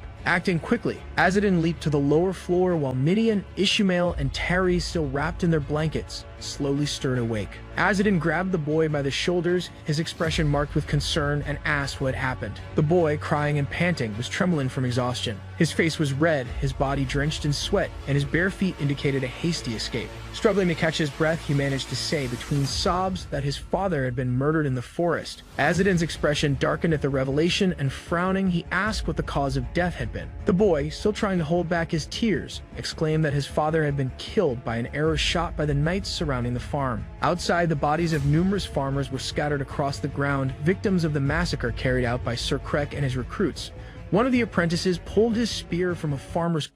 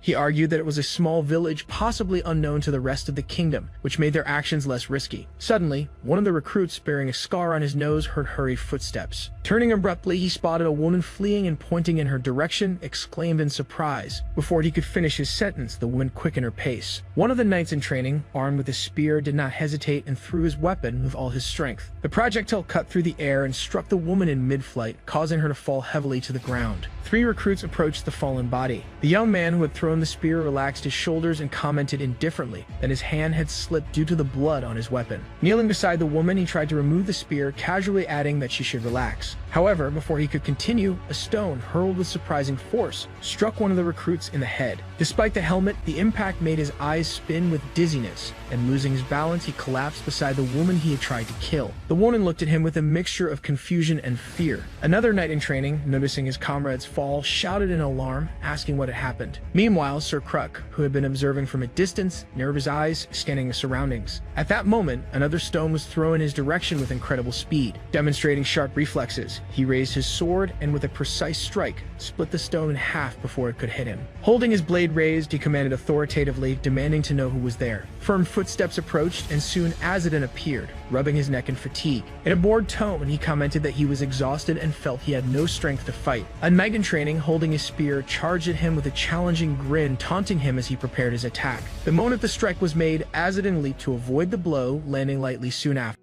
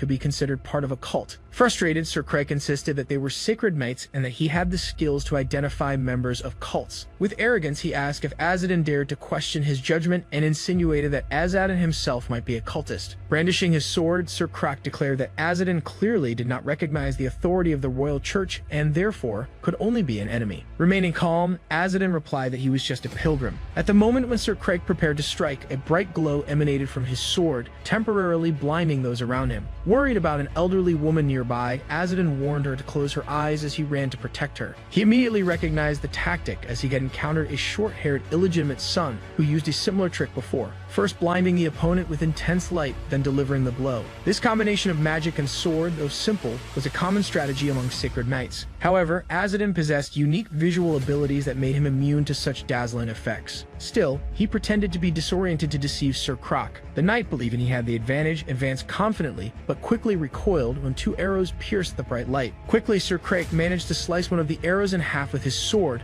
while the other ricocheted off his armor. Both had been aimed at vulnerable points in his armor, one targeting the inner thigh, the other aimed at the neck joint. The attack demonstrated a deep knowledge of the weak points in armor, indicating the archer's expertise. These arrows have been shot by Ishmael and Midian, who, upon realizing that Azadin was at a disadvantage, decided to intervene with their long-range attacks. Ishmael and Midian quickly approached Azadin. Midian, visibly concerned, asked if his eyes were unharmed. Azadin responded with uncertainty, admitting that he couldn't say for sure. Ishmael, reflecting on the situation, noticed an intriguing detail. Azadin didn't even have eyes, so how exactly did he see? Without expressing his surprise, Ishmael shared that on his way there he had encountered two knights who attacked him without warning, but he was able to handle the situation. Midian, processing the information, commented that they hadn't killed the knights, to which Azadin acknowledged their actions as remarkable. Sir Crack observed the two with attention, impressed by Ishmael's skill in archery, especially for someone so young who had defeated two training knights. He then accused the three of belonging to the Herald clan, followers of the Emperor, calling them soulless blasphemers. Convinced that the farm's inhabitants were indeed cultists, Sir Craig tried to justify the massacre. Azadin, however, dismantled his justification,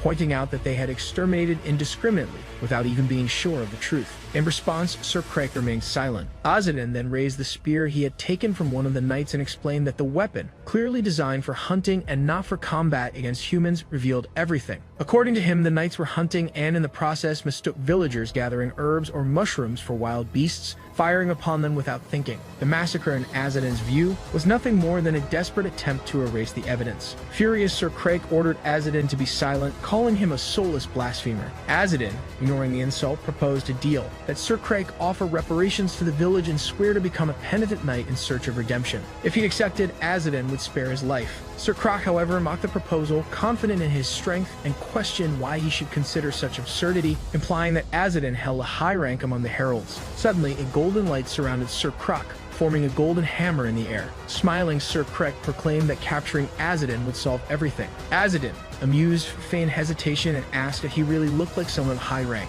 Ishmael and Midian, behind him, were shocked by the scene. When Sir Craig raised his sword, the golden hammer in the air moved toward Azadin to strike him. Azadin, quick on his feet, positioned the spear toward the hammer and threw it. The impact created a golden flash and a cracking sound as the spear broke. The hammer then fell to the ground with a crash, forcing Azadin, Midian, and Ishmael to retreat to avoid the impact. At that moment, Azadin noticed Midian's quiver and without hesitation grabbed some arrows, informing him that he would borrow them. Sir Craig continued attacking with his golden hammer, and Azadin, agile, leaped from side to side to avoid the brutal strikes. While dodging, he thought to himself about the incredible brute strength of his opponent. He then jumped backward and pulled a hidden bow from beneath his shirt, wrapped around his waist. With two arrows loaded, he aimed high and shot them. Sir Croc, preparing another strike with his hammer, moved his hand to attack from behind. Midian, alarmed, shouted to warn him. Noticing the arrows, Sir Craig mocked the attempt, convinced that Azadin couldn't even aim properly. Then, confident in his advantage, he advanced to deliver a crushing blow. With the sword in hand, Azadin remained calm, holding the bow in one hand. The moment Sir Croc's blade descended to strike him, his body disappeared and the sword struck only the ground. Confused, the knight wondered where Azadin had gone and what exactly had happened. Suddenly, Azadin appeared behind him. Grabbing an arrow out of the air, he quickly prepared it and shot it above the knight's head. With no time to react, the arrow pierced his skull, ending the fight in that instant. Midian's eyes widened at what he had just witnessed. Looking at the fallen body of Sir Croc, he tried to comprehend what kind of technique Azadin had used to strike his enemy with such precision. At that same moment, another arrow returned and Azadin grabbed it again. After observing it for a moment, he explained that it was a technique called arrow return. The scene shifted to a barn at dusk. Azadin returned, carrying the lifeless body of a farmer, gently laying him on the ground. An arrow remained embedded in his belly, evidence of what had occurred. A child ran toward the lifeless bodies of their parents, screaming in despair. Amid tears, the child fell beside the mother, sobbing as they held her hand. Azadin stood still, watching the grieving child. His gaze then shifted to a training knight who was bound with ropes. With a firm tone, he questioned what their choice would be from that moment on. He made it clear that, if they offered reparations to the families of the victims and swore to become penitent knights of atonement, their lives would be spared. The bound knights exchanged glances, clearly aware of the desperate situation they were in. After a moment of hesitation, one of them spoke up, accepting the conditions set by Azadin. Before he could respond, an outraged voice echoed from behind him, interrupting the conversation. Turning around, Azadin saw 3 farmers approaching. Among them, a woman held a scythe, visibly shaken. An elderly man, overcome with pain, accused the knights of mercilessly killing his son, comparing the act to a cruel slaughter. The woman, consumed by fury, rejected the idea that the knights were simply cultists. She reminded them that her family had followed the church for years, and even in times of drought and scarcity, they had never rebelled against their faith. Her gaze, now filled with hatred, made it clear she would not accept those explanations. One of the bound knights, full of disdain, mocked the farmers' indignation, insulting them and questioning how they dared speak of a sacred knight in such a manner. However, his provocation was brutally interrupted. The woman advanced without hesitation and with a precise strike of her scythe, decapitated him. Panic took over the remaining knights, but the woman showed no intention of stopping.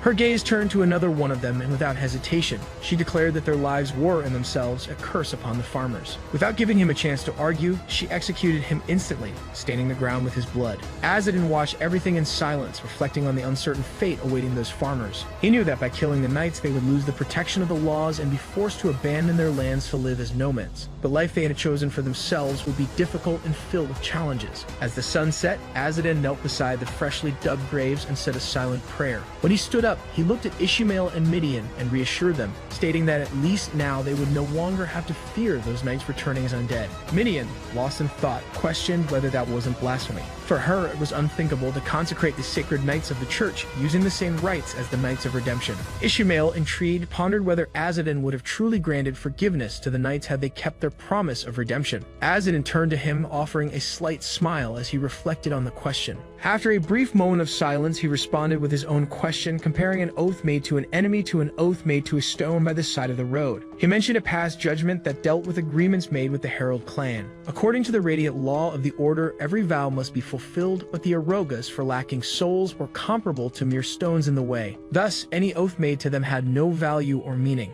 Azadin concluded that, no matter how dishonorable an action was, if its target was a member of the Herald clan, the action was automatically forgiven. Even if the sacred knights had promised to become Knights of Atonement, there were no guarantees that such a promise had been made sincerely. In the end, it didn't even matter. He scratched his face before adding that this was simply the law of Hubis. As people of Hubis, the sacred knights were bound to follow their own rules and principles. Ishmael, still unconvinced, pressed on with his question. He wanted to know what would happen if the knights made the vow and then broke it later. Looking at the graves before him, he questioned how the pain and resentment of those who had lost their families could be alleviated. Azadin turned his gaze to the horizon before answering that survival was more important than revenge. He mentioned that there was a child among the survivors and that now that their thirst for vengeance had been quenched, they would have to accept a nomadic life. It would be a hard road for them, but inevitable. Ishmael fell silent for a moment, muttering to himself. Midian then approached and with a questioning look asked if all of that had been done by the farmers. Standing beside a grave, Azadin confirmed but found it curious that Ishmael, despite being so concerned with survival, had hesitated to kill the sacred knights. He ran his hand through his hair before facing Midian with a slight smile. He explained that he didn't like the idea of killing an already defeated enemy. If he were in the middle of a battle with his strength at its limit and no other choice, then the situation would be different. Ishmael was surprised by Azadin's unshakable confidence. He seemed impressed by the fact that Azadin had shown such conviction even in the face of the sacred knights of the church. Azadin then shifted his gaze, analyzing the surroundings. His sudden distraction made Midian frown before asking where that mama's boy had gone. The young man was nowhere to be found. Midian shrugged and smiled ironically, explaining that she had seen him flee earlier. For her, this was an advantage as it meant one less mouth to feed. The rustling of leaves interrupted the conversation. Immediately, everyone became alert, preparing for any potential threat. From the shadows, a familiar figure emerged. Terry announced his presence, assuring that he was still there. Azadin stared at him in disbelief, but then sighed and resumed walking. He donned his pilgrim's attire once again, adjusting it as he walked. walked. He muttered to himself about the long journey awaiting him at dawn, wondering if he would ever know rest. Beside him, Terry yawned and stretched. Midian observed him and grumbled, wondering why he was so tired since he apparently hadn't done anything the day before. Suddenly, a child's voice, full of pain, echoed through the air, accusing Azadin of being responsible for everything. He turned toward the source of the scream and saw a group of farmers gathered. Their children were clinging to them, crying.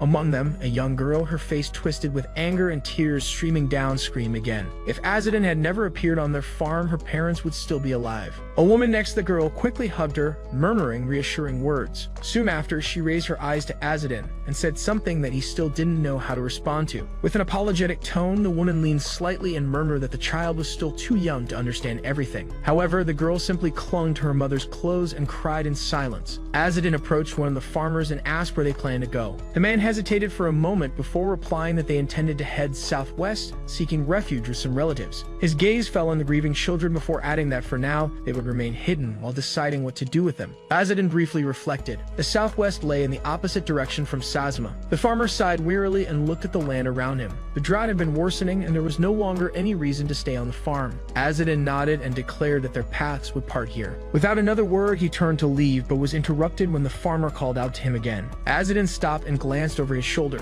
slightly intrigued. The man met his gaze and with a respectful tone, wished for the Emperor's blessing to fall upon him. For a moment, Azadin simply stared at him, then gave a small smile before continuing on his way. Nearby, a child tugged at the farmer's sleeve and whispered quietly, questioning if the Emperor's blessing was, in fact, a curse in disguise. She recalled that her uncle had always warned her never to speak the Emperor's name. At that very instant, the spirit of the Emperor rested on Azadin's shoulder, his spectral form subtle but imposing. With a reflective tone, he remarked that people saw him as a plague. Still, he had devoted his life to guiding them towards civilization and knowledge. Azadin looked at his ghostly visage with an ironic smile before replying that he himself was the only one responsible for this fate. After all, he had dug his own ruin. The Emperor furrowed his brows slightly but remained silent. Azadin continued, stating that he should have established a proper line of succession long ago. After a brief moment of contemplation, the Emperor let out a quiet sigh and admitted that he agreed with this. Still, he closed his eyes with a serene expression, stating that the peace he had forged, even if only for a single generation, was a valuable achievement. His gaze turned to Azadin as he reminded him that for the Yas Divine Clan or the Yas Shinto Clan, a generation was not such a brief period. Azadin chuckled softly and gave a slight nod without much enthusiasm. With that, he and his group resumed their journey, leaving the farmers behind.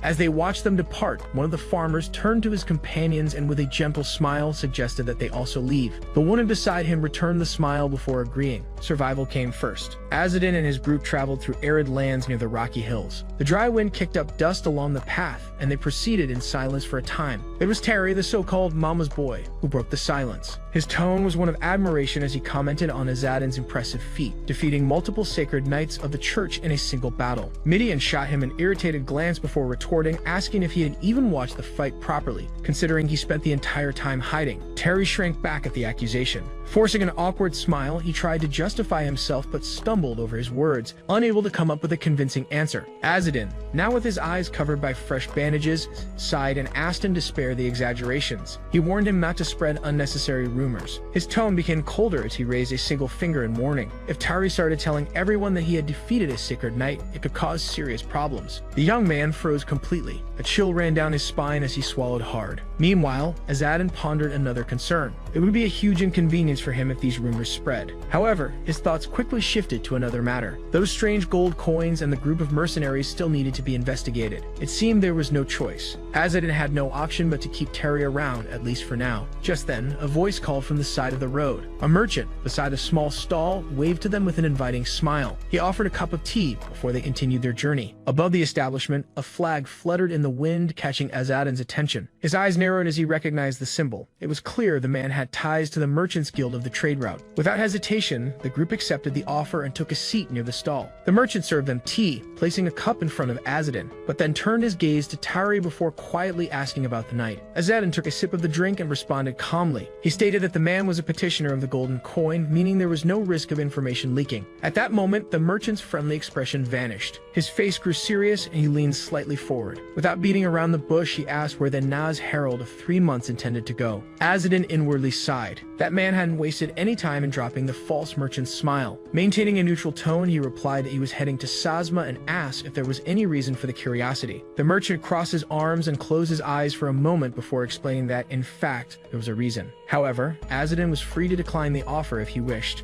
After a brief pause, the merchant's gaze fixed on Azadin before continuing. The task involved eliminating a wyvern and a group of raiders. Azadin didn't even react. He simply placed his empty cup on the counter and, unfazed, asked for something to eat. The merchant blinked, confused by the response. Azadin leaned back in his seat, indifferent, and specified what he wanted. If it were sweets made of sugar and mugwort, he would accept the job. The merchant gritted his teeth, clearly frustrated.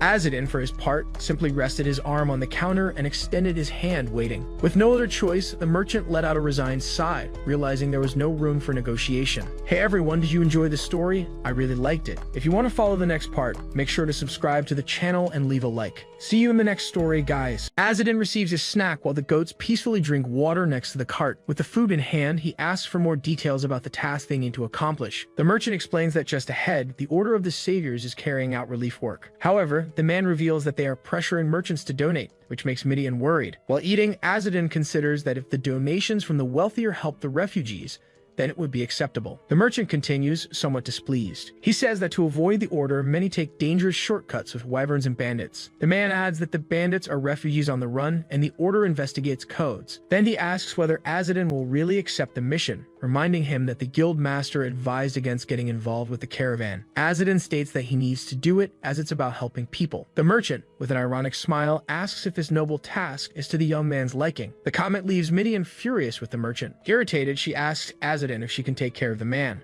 while the young man continues eating. Quickly, Midian moves in and covers the merchant's mouth, who is surprised by her action. She grabs him by the collar, scolding him angrily for his audacity and calling him insolent. Azadin takes a sip and warns Midian, show respect to the messenger, or there will be consequences. He intervenes, ordering her to stop as the warrior's blade is dangerously close. The leader of the trio approaches and scolds his companion, reminding her that although she is an Aether on official duty, the man holds a higher rank. Azadin affirms that she knows this and that their lineage also values respect for elders. The young man then instructs Midian to sheath her sword, and the frightened merchant quickly agrees. The young woman puts away her sword. Azadin apologizes to the merchant for the unpleasant scene, mentioning the tea, but the man tells him not to worry. The man with the covered face then urges the group to move on, reminding them they have wyverns and bandits to hunt, and Midian agrees. The merchant watches them leave, still deep in thought. He grumbles, feeling he was made a fool of by their games. The group continues along the arid road, mounted on their creatures. While riding, the leader turns to Midian and before anything else, thanks her. However, he warns her not to mess with people connected to Sabanga, citing the fate of her predecessor, and the young woman understands. A white-haired young man, Tarki, hears the conversation and asks if Sabanga is a family from the messenger's lineage, surprising them. Tarki reflects that the messenger's lineage seems more organized than he imagined, beginning to speculate about them. Azadin, irritated, tells the noble that he knows exactly what he's thinking. The group's leader warns Tarki to forget any request for help in becoming a count, but the other insists that with his skills, it could be possible. The white-haired young man argues that Count Kazel is young and shouldn't be thinking about succession anytime soon, showing his concern. Azadin then asks if Tarki's mother has money and influence, while the image of a noble appears. He explains that Count Kazel can easily extract fortunes from the families of suitors, including Tarki's, just by hinting at the title. The Count, with a cunning smile, will maintain that situation as long as possible, exploiting everyone, according to Azadin. Tarki laments that he can't just sit back, but his new acquaintance asks him to do exactly that, since his people always cause trouble. Ishmael points ahead, telling Azadin they seem to have arrived at the inn mentioned by the merchant. The trio approaches the building, which stands out in the landscape. The man with the covered face smiles, happy to finally see a familiar face. Midian reacts with surprise, asking if the familiar face is a woman's. The inn rises imposingly against the sunset sky. A cute goat named Suratina appears, chewing on some leaves. Azadin, beaming,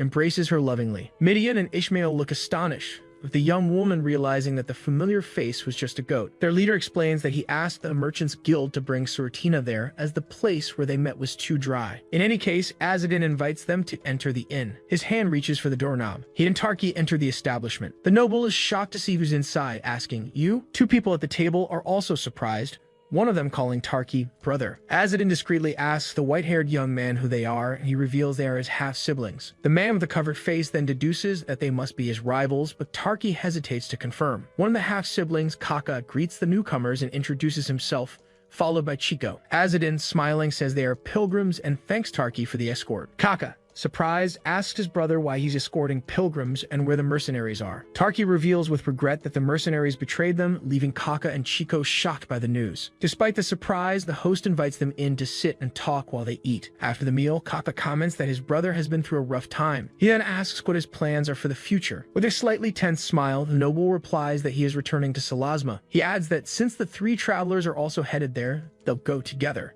Chico, however, warns that there's a base of the Order of the Saviors just ahead on the road. Ishmael discreetly watches Midian, thinking she's beautiful. Kaka warns that a girl like her could be taken by the Order, suggesting they avoid contact. Azadin, eating an apple, questions whether the Order would really take someone. He states with conviction that those who serve the three archangels wouldn't force anyone. The two brothers exchange skeptical glances at the statement. Kaka comments with a touch of irony that Azadin seems to be quite a devout man of faith. Night falls over the inn and the full moon lights up the sky. Inside the establishment, a group of men drinks and chats. With his face red from drinking, one man asks if the young man is the pilgrim traveling with them. Kaka explains that they are his employer's merchants bypassing the order through the forest, while the drunk boasts about helping them travel easily. The man keeps bragging, mentioning that others pay a high price to hire mercenaries. Another man at the table with a mustache laughs heartily and claims they are his benefactors. Azadin seems a bit uncomfortable with the conversation. He thinks that to reduce monster attacks in the forest, it's better to be in a large group. He continues, saying that monsters usually hunt alone, and in the end, everyone helps each other, despite the merchant's mockery. The men at the table laugh loudly at the situation, leaving Tarki visibly uneasy. Azadin thinks it was a good idea to have sent Midian, Ishmael, and Chico to the room earlier. One of the merchants offers the young man a drink, suggesting they should start the journey on good terms since the road ahead is long. He politely refuses, saying he's a pilgrim and therefore doesn't drink. The mustached man finds the response too uptight for someone so young, and the others agree, laughing. Another merchant, curious, asks if he can see with the bandages on his face. The young man replies that he can see through the gaps, but admits that the bandages end up becoming a source of teasing. Excited, the man asks him to remove the bandages and show his face, but Azadin says the wound looks bad because of the pus. Tarki's hand appears, making a gesture for the merchant to stop with the questions. The noble asks them to leave his companion alone, explaining that he doesn't enjoy those kinds of jokes. The drunk insists that a lively conversation needs a good topic to flow. He then asks if the kids Azadin brought, referring to Midian and Ishmael, are his children. The man comments that the girl was very pretty and Azadin denies it, explaining that they're his younger cousins. The mustached man bursts out laughing at the response. With a lewd look, the same man suggests Azadin give them the girl as an adopted daughter, promising to take good care of her. Azadin's expression turns serious and he remains silent for a moment. Tarki intervenes, thinking the proposal is a joke, but the merchant insists it would be a great idea. The trio's leader apologizes, explaining that the girl's parents are waiting for her in the next village, while internally thinking about their clearly vile intentions. The first merchant looks a bit disappointed by the rejection. He then sighs, saying if that's the case, nothing can be done. The man refills Azadin's cup, insisting that he drink at least a little. The young man accepts the drink, commenting that continuing to refuse would be too rude. As soon as he takes a sip, the merchant brings up another topic, asking if they heard a certain rumor. Azadin holds the cup alert as the man mentions a woman from the messenger clan who lives at a sawmill along the way. Another man at the table gets agitated, asking if the messengers aren't considered monsters, but the first one asks them to listen. He explains that the woman's father is from the clan and conceived her during a journey, but couldn't take her to the land of the messengers. A dark image shows a woman in chains, while the man continues, saying the owner of the sawmill bought her as a slave, raised her, and notes that she has a well-used face. The merchant smiles wickedly, satisfied with the story he's telling. He recalls that slavery is illegal and fears the church, but the man cuts him off, saying no one cares about half-breeds and that he too would like a slave like that. Azadin, with his back to the table, listens to the degrading conversation about the slave and the children she might have had over the years. The mustached man adds that for a good bottle of liquor, it's possible to spend a night with her. He slams the table, asking who wants to be the first, causing his companion's cup to topple. Everyone at the table is startled by the sudden action and notices Azadin standing. The young man seems to chew on something with restrained anger, clenching his fists. Suddenly, he covers his face with his hands, pretending to cry loudly and with sobs. The merchant, surprised, asks if he's crying while the drink spills on the table with the movement. Azadin jumps up, shouting that all of this is revolting, startling the man in front of him. Pointing at the merchants, he indignantly asks if the subjects of the Holy King are truly so corrupted. The two drunk men grab his shoulders, one asking what he's talking about, while the other tries to justify himself, saying he only mentioned wanting to make money and have a slave. The young man shouts that is exactly the problem and breaks free forcefully. The mustached man, startled, is left speechless. Azadin then begins a fervent speech about the holy archangel of the Trinity, who granted the power of white magic to those who follow the three virtues and sealed himself away on the peninsula of Nehe. He goes on explaining that as people have strayed from the virtues, the order of the saviors has been losing its strength. With his arms raised, he proclaims that the age of Jupiter is approaching and calls upon everyone to return to the three sacred virtues. He yells for them to turn away from worldly pleasures and corruption, while the merchant thinks the young man is completely drunk. The bearded man steps in calmly, suggesting that everyone go to sleep since they need to leave early the next morning. Still worked up, Azadin insists he can go to his room alone, refusing any help. As they leave, the merchants grumble that the young man ruined the fun and question whose idea it was to offer him a drink. The young man's hand reaches the doorknob. He enters the room still with a toothpick between his lips. Tarki, who followed him, asks if he was just pretending to be drunk. He confirms. The young man explains that he knew religious fanatics aren't welcome, while Midian and Ishmael seem to be sleeping peacefully. Suddenly, Midian pops out from under the covers with her face humorously painted, saying he's not a fanatic, just a drunk. Surprised, he asks if she was still awake and heard everything. She replies that actually the entire bar heard it. Ishmael sits on the edge of the bed,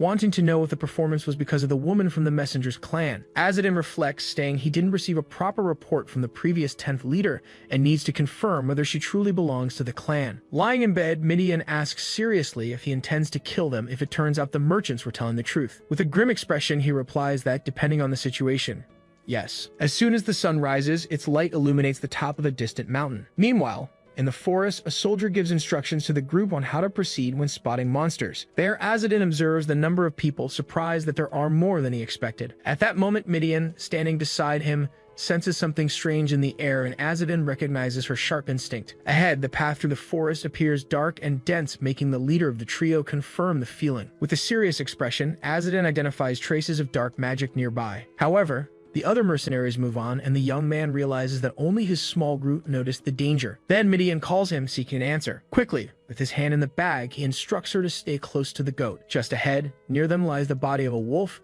making them feel that something is approaching. Indeed, hidden among the bushes, 3 wolves with red eyes stalk the group. Faced with this, Midian and her leader become tense and warn that danger is coming. Then, a monstrous wolf with sharp fangs growls in their direction. Immediately afterward, 3 wolves charge, revealing themselves as undead. Upon seeing this, one of the older mercenaries shouts for everyone to form into battle formation. The soldiers promptly form a barrier with their shields and spears, waiting for the attack. Thus, the entire group prepares for the confrontation with a pack of zombie wolves. Up close, the creature with its mouth full of teeth growled. As they advance, the zombie wolves approach the defensive line. Noticing the tactic, the mercenary leader observes that the creatures are not attacking directly. It becomes clear to Azadin that the monsters still retain memories from when they were alive and are trying to surround them. Analyzing the situation, the young man with the covered face focuses his gaze, identifying a vulnerable point. Immediately, he warns of danger to the rear, where a wolf appears to attack 2 men. The creature then bites one of the merchants, who screams in pain. Desperate, he tries to defend himself. At that moment, Tarki appears swiftly, shouting for them to move aside before attacking the wolf. Without wasting time, he draws his sword. With a precise motion, he strikes the zombie wolf. Watching this scene, Azadin and Midian exchange approving glances at Tarki's skill. Soon after, Kaka runs over to his brother, worried. Tarki, standing over the fallen wolf, downplays the injury. Even so, the two exchange glances, and the older one grumbles about the cunning of the creatures. Strategically, the zombie wolves keep out of reach of spears and swords. Suddenly, one of the merchants looks forward in fear, recognizing someone. He then calls out for Karim, a shadowy figure approaching among the wolves. While the merchant asks about Karim and the others, the soldier's leader urges caution, sensing something wrong. To their horror, Karim's hand holding a cleaver is revealed, and so it's revealed he is a zombie, accompanied by another, causing the mercenaries to scream in terror. In the midst of the chaos, a soldier warns that they'll be completely surrounded if they don't act. Faced with the threat, the bearded merchant orders the archers to fire their arrows. With the command, arrows fly toward the advancing zombie wolves. One of them misses a zombie wolf. The archer appears frustrated, while Midian and Ishmael observe. Reluctantly, Azadin sighs, picking up 2 stones from the ground, clearly unwilling to get involved. Then he quickly positions himself to throw the stones with precision. With force, the stone hits a zombie wolf with a violent impact to the head. Surprised, the merchant archer and the soldier's leader look shocked at the power of the throw. With determination, Azadin announces he will handle the wolves. Next, he instructs the mercenary leader to focus on the zombies, and the man agrees. Thus, the older soldier uses his shield to defend himself and attacks a zombie with his spear. Likewise, Kaka fights fiercely, taking down a zombie with a precise strike from his spear. Indeed, the force of the blow is evident as he pierces the undead. With that, the young warrior manages to finish off the zombie with his weapon. Shiko remains in a combat stance over the fallen enemy, panting but firm. As the battle continues, Azadin notes that, fortunately, the mercenaries are fighting well. However, the organized movement of the undead makes him suspect a sorcerer is behind it. Faced with this and with a serious expression, he concludes that the battle won't end easily. Above, an owl silently observes the entire scene from a tree branch. After the fight, the merchant archer confronts another angrily about facing unexpected zombies. Still unsatisfied, he complains that they were hired to hunt a wyvern. The other replies they didn't know either. Trying to calm things down, the mercenary suggests the group leader move on since the zombies were defeated. However, the older soldier angrily questions how they can be sure there's no more danger. The merchant archer becomes terrified.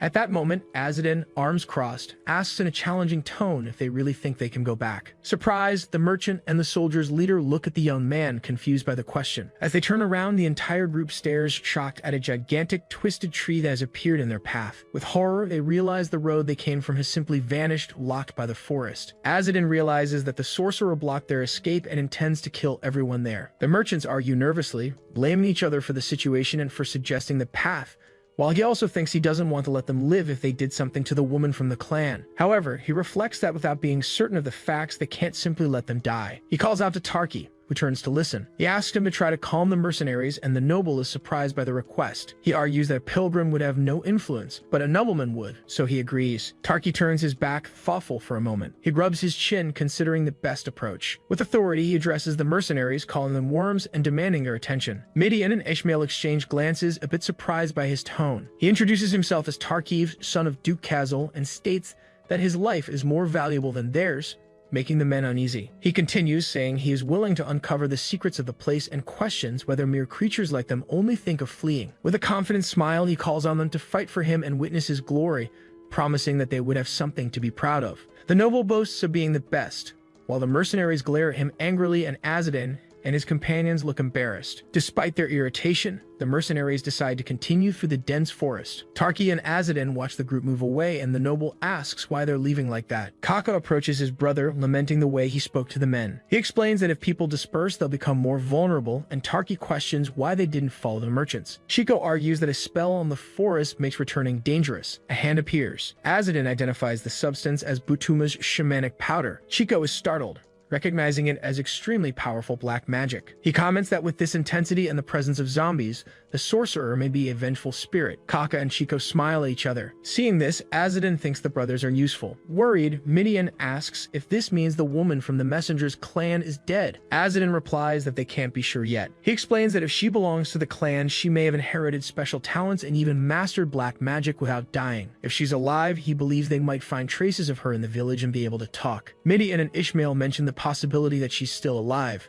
The group approaches a logging village with rustic buildings. The door of one of the establishments shuts quickly. They look at the village houses, which seem deserted. Kaka observes that the inner part of the village is silent and that the only zombies seem to have been the ones they fought earlier. The group walks cautiously through the village. Kaka suddenly stops, looking toward a barn. The others approach, and Kaka wonders if there's a zombie inside. Shiko gets tense, imagining it could be a zombie pretending to be human or someone calling for help. From inside the barn, a voice shouts that they're a real person, a paladin of the Church of the King. Azadin and Shiko exchange a surprised glance. Then he removes the barn's lock. A person in armor stumbles out, screaming in fear. The paladin falls to the ground, and Kaka watches curiously as the protagonist holds the wooden door. Azadin approaches the fallen paladin, who seems dazed. Shiko warns it's dangerous to go alone, but the paladin stands up. The newly freed figure says they need to do something alone and asks not to be followed, running into a house. Everyone watches the figure disappear, confused. Midian seems to finally understand something, wearing a relieved expression. The paladin returns, now calmer, and thanks them for getting her out of there, apologizing for taking so long to introduce herself. Someone comments that it seems everything worked out without problems. The paladin introduces herself as Mega, an officer of the Diocese of Salasma, with a smile. Azadin repeats the title, surprised, and concludes that she is part of the elite of the Church of the King. He asks how someone so important ended up locked away in such a remote place, while Midian and Ishmael also appear curious. Maya explains that she came to the village on a sacred mission. She says that while she was investigating the warehouse, monsters suddenly attacked her. An image shows Maya being caught by surprise by the monsters. She reveals that the villagers, panicking, locked her inside. Maya laments that her weapon was with her horse and thus couldn't break down the door. She considers that she could have used holy magic. but it would have been dangerous to herself, and she notes the silence of the villagers, or rather, of the zombies. Azadin informs her that the other merchants and mercenaries who came with her were defeated along the way and decided to turn back. She then asks if he saw any other paladins around. She explains that she received orders from the bishop to exterminate the wyverns in the area and that her father, who trained knights, had arranged to meet her nearby. Azadin remains silent for a moment, then asks if her father is also a paladin. Maya confirms with a proud smile. She states that her father is a great paladin and that both of them have protected the laws of the Church of the King for generations. Azadin thinks that this logging village is connected to the farm they passed earlier. He then considers the terrible possibility that the knight he killed was Maya's father. He reflects on the irony of the phrase "for generations," knowing she may not have much to be proud of. He remembers that by the rules, paladins of the Church of the King are not supposed to have children. He comments that he didn't see any zombie horses and asks Maya if her weapon was with the horse. Maya confirms, adding that her gear was with it too. He suggests she join them to search for the horse while they scout the area, possibly finding her companions. Maya smiles, thinking it's a great idea and praising his thoughtfulness. Now joined by Maya, the group walks through the village as Azadin watches them. With a grim expression, he reflects on how cruel fate can be. He and Midian enter one of the village buildings. After a brief inspection, he concludes there's nothing special there. Midian asks what his plans are now, and he reveals that he intends to use the village as a base to find the black magic sorcerer. She explains that if the cause is human, it's probably someone specific. Azadin explains that black magic catastrophes are usually caused by vengeful spirits. He says vengeful spirits arise from unjust deaths, and he suspects the half-blood woman from the messengers. He concludes that if she was defeated, she likely became a vengeful spirit. A hand holds an arrowhead over the campfire. Around the fire, everyone is gathered in the abandoned village. Ishmael complains that making arrows is annoying, especially since he can't use his moon bow. Azadin replies that in order to hide their identity and still be useful, there's no other option. Midian questions whether they can really make arrows in such a crude manner. Azadin states that if they're better than goblin arrows, that's good enough, and they'll use cheap iron tips. Midian holds an arrowhead thoughtful. She then asks if he intends to convince the sorceress if she's still alive. Wondering why she asks that, Midian explains that if it were her, she would kill, but he values aesthetics. He considers that it's more likely the sorceress has died and become a vengeful spirit, but it's not impossible she learned dark magic while still alive. He thinks that sad memories and a painful past can awaken compassion. He reflects that one can't use a broken vase just out of pity. He continues, saying it's cheaper to buy a new one, and an image of a figure breaking appears. Midian looks at Azadin, sitting near the fire. She then says that if he manages to convince her, she'll start to respect him. Azadin thinks that was unexpected, and that he's beginning to understand something. Midian smiles, understanding that protecting the people is something beautiful. Ishmael intervenes, saying that's enough. He questions whether it's worth talking about forgiveness for someone who caused a disaster with dark magic and still talk about respect. Ishmael looks at Midian, asking why she's so interested. He grabs his hair forcefully, questioning her interest in the son of a blind trader, reminding her that not even the clan elders showed such feelings. Azadin stands up, ignoring the argument that starts. He says it doesn't matter whether they respect him or not, because he just does what must be done, and walks toward the exit. Ishmael gets irritated with Azadin's attitude, especially for ignoring Midian's interest, and mutters that he's annoying.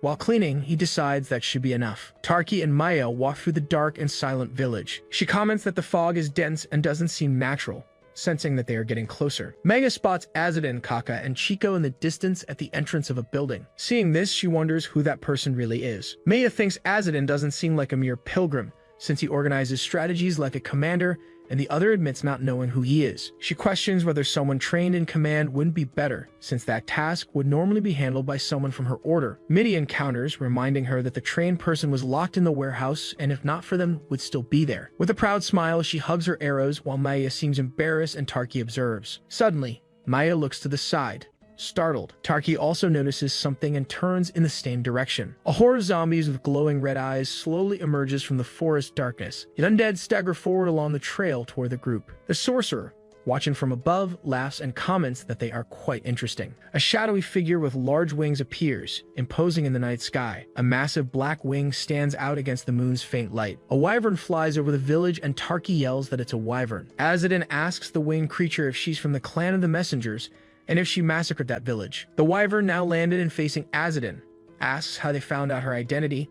The boy replies that he heard it from the merchants. The wyvern confirms, blaming the bastards who enslaved her and stole everything because of her clan blood. Azadin looks to the dark sky and asks if she's still alive. The wyvern responds with conviction and a roar that of course she's alive. Hearing this, he reflects that he's not sure, since most vengeful spirits insist they're still alive. Kaka, from the ground, watches the protagonist on the roof, asking how she obtained that power. Shiko and Kaka comment that the discussion is dragging on, and the wyvern challenges them to become her controlled dead if they want to find out. The wyvern attacks with her sharp wings. She shoots toward Kaka and Shika, who scream in surprise. Azadin shouts at the wyvern to calm down, saying they have nothing to do with those who mistreated her. Midian peeks through a crack in the door, frightened by the battle. She then runs into a building, seeking shelter. Then she appears behind the protagonist quickly. Worried, she asks Azadin if they should reveal they're also from the clan of the messengers. Azadin, on the rooftop, questions what they would do about Tarkiv's half-brother and the paladin if they found out. Ishmael appears on the rooftop and says they'll have to kill them. Azadin knew he'd say that. Azadin scolds both of them, saying they shouldn't treat human life so lightly, not even that of the King's Church paladins. They look down, questioning whether there's a better solution. He reminds them that he himself said the strongest takes everything. Preparing his bow, he states that there's only one way to solve this. An arrow of light is fired, rising into the night sky with great power. The arrow's energy creates circular waves in the air as it ascends. Maya and Tarki look up, astonished and frightened by the power displayed. The arrow hits several gathered zombies dead on. The beam of light continues its path, disintegrating more enemies along the way. Azadin watches the result of his attack, showing who the strongest is. Several creatures are struck by precise attacks. Azadin watches a large group of enemies approaching the city. One creature is hit in the head and falls. He quickly prepares another arrow, while others watch. Mian asks if they aren't trying to hide that they're from the clan of the messengers, and the other confirms it. She thinks Azadin's bow is stronger than that of the other messengers, even though he only became one 3 months ago and has no experience. Tarki yells for them to block the attack while his companion expresses fear. Azadin seems thoughtful, starting to question the situation. The girl wonders how Elder Kaz managed to train a recruit so unsuccessfully up to that point. A large winged dragon flies over the village, now overrun by countless enemies. Azadin focuses, preparing to fire several arrows at once. The arrows strike and take down the approaching creatures. From a distance, he gets a creature with his weapon. Ishmael is surprised to see the crescent moon bow in her hands. She warns that they only need to avoid the paladin named Maya. A creature is hit by a powerful blow. Paladin Maya stands over the defeated creatures. Shiko strikes a creature with a powerful blow. Kaka hits a creature squarely, knocking it down. From the rooftop, Azadin asks if it's clear yet who's the strongest. The dragon mocks the archer, saying he's full of himself for having shot a few arrows. It then becomes engulfed in a shining energy. Tarki has a bad feeling, while his companion stands nearby. A giant paw of a monstrous bear is revealed. A monstrous bear-like creature appears in a fury. Tarki says the name Kipple.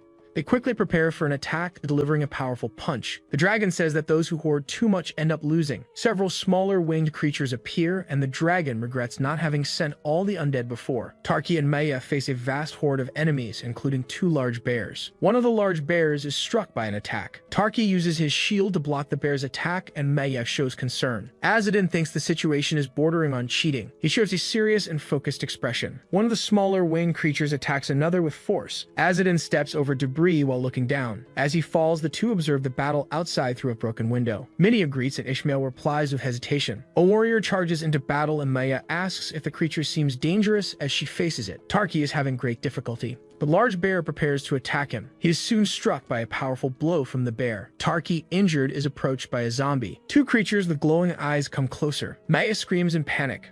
The monstrous bear and the zombies are surrounding Tarki. Maya raises her weapon, which shines with immense power. She then invokes the punishment strike with determination. She unleashes a powerful and divine attack against the enemies. Tarki shows surprise at the attack. Maya finishes her attack with a powerful and explosive flash. The battlefield is devastated, with many enemies defeated in a crater. Maya is exhausted and lying on the ground. Tarki is also on the ground, injured. Azadin is trapped and is surprised by the enemy's trap, mentioning the name Babunga. The dragon praises him, confirming that he is as good as they expected. Azadin looks at the dragon, which talks about the challenger being defeated. He then sees the horde of undead, and the dragon reminds him that many still remain. The dragon laughs arrogantly, challenging the people of Hybris.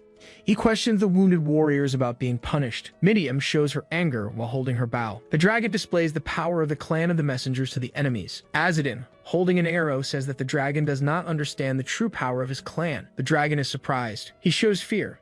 Then he is wounded in his body. He ends up screaming in pain and falling to the ground. Azadin declares that this is the true power of his people, saying that their bows can even bring down the stars. Two luminous arrows cut through the air at high speed. A winged creature is struck and another suffers an explosive impact. He explains that the first arrow hits the second, which in turn hits the air. He reveals that by order of the emperor, they even hunt divine kings. This is the people of Aragasa. He explains that clan of the messengers is how others refer to them. He continues, saying that among them, the correct name is Aragasa. The dragon, even in defeat, seems to recognize the identity. Azadin introduces himself as messenger number 108 of the Emperor. The wounded dragon murmurs the word messenger. He questions whether he truly belongs to his own people after what happened. Azadin replies that he does. The creature starts to laugh with a hint of madness while being watched.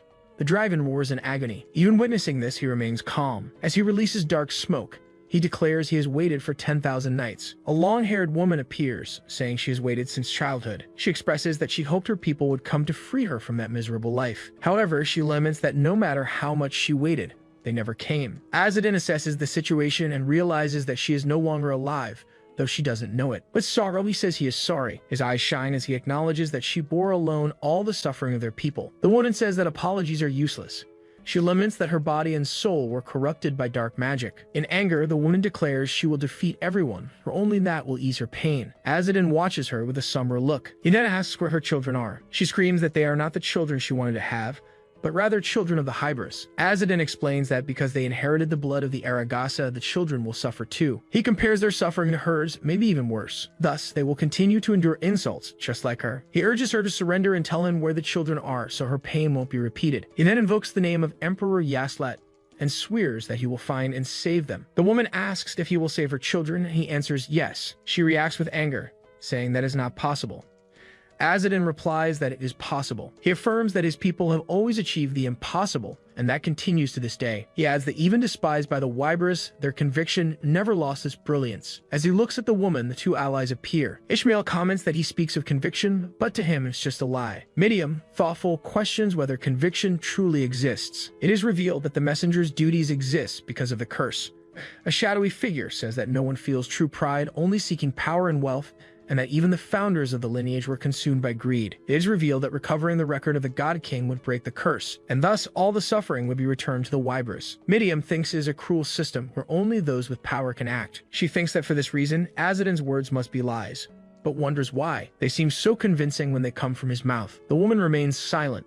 With a glow at her feet, the woman surrenders. Midiam and Ishmael are surprised. The one is enveloped in a brilliant light. Chains hanging on the wall are shown. The one is lying on the ground with a baby beside her. She feels that it is cold. A look of total resignation is shown as her hand reaches out toward the crying baby. Her hand softly touches the baby's face. She caresses the child's head. In the midst of a gentle light, the woman embraces the baby tenderly. Crying heavily, she lets out a sob. The woman feels warmth with the baby, who also only had her. The scene returns to her looking at the protagonist.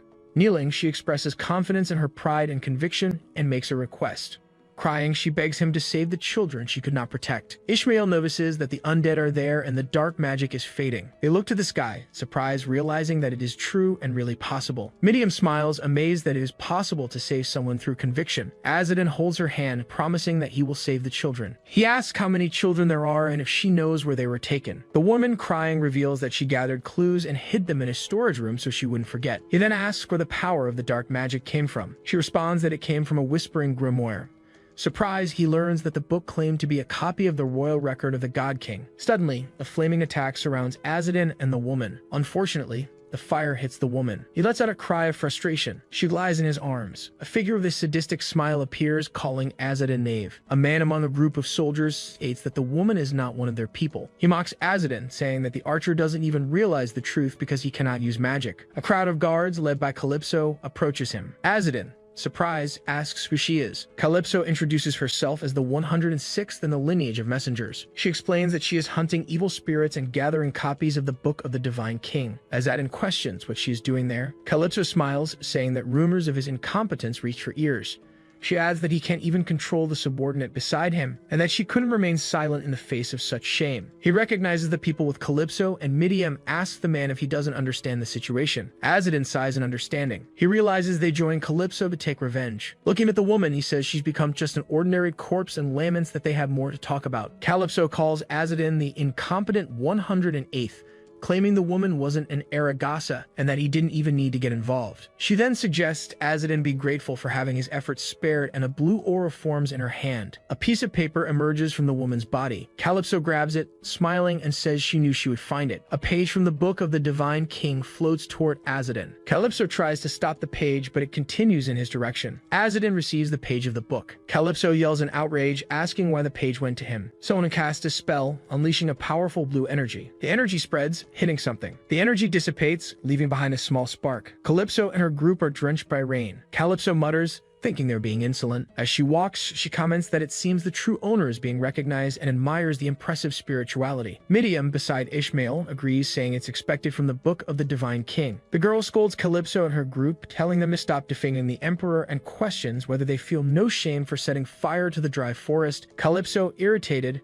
tells the girl to be quiet. She asks who the girl thinks she's talking to and becomes indignant. With red eyes, she declares herself a messenger, saying the girl is just a subordinate and has no right to tell her what to do. Midian becomes furious, staring down Calypso. The companions mock the girl.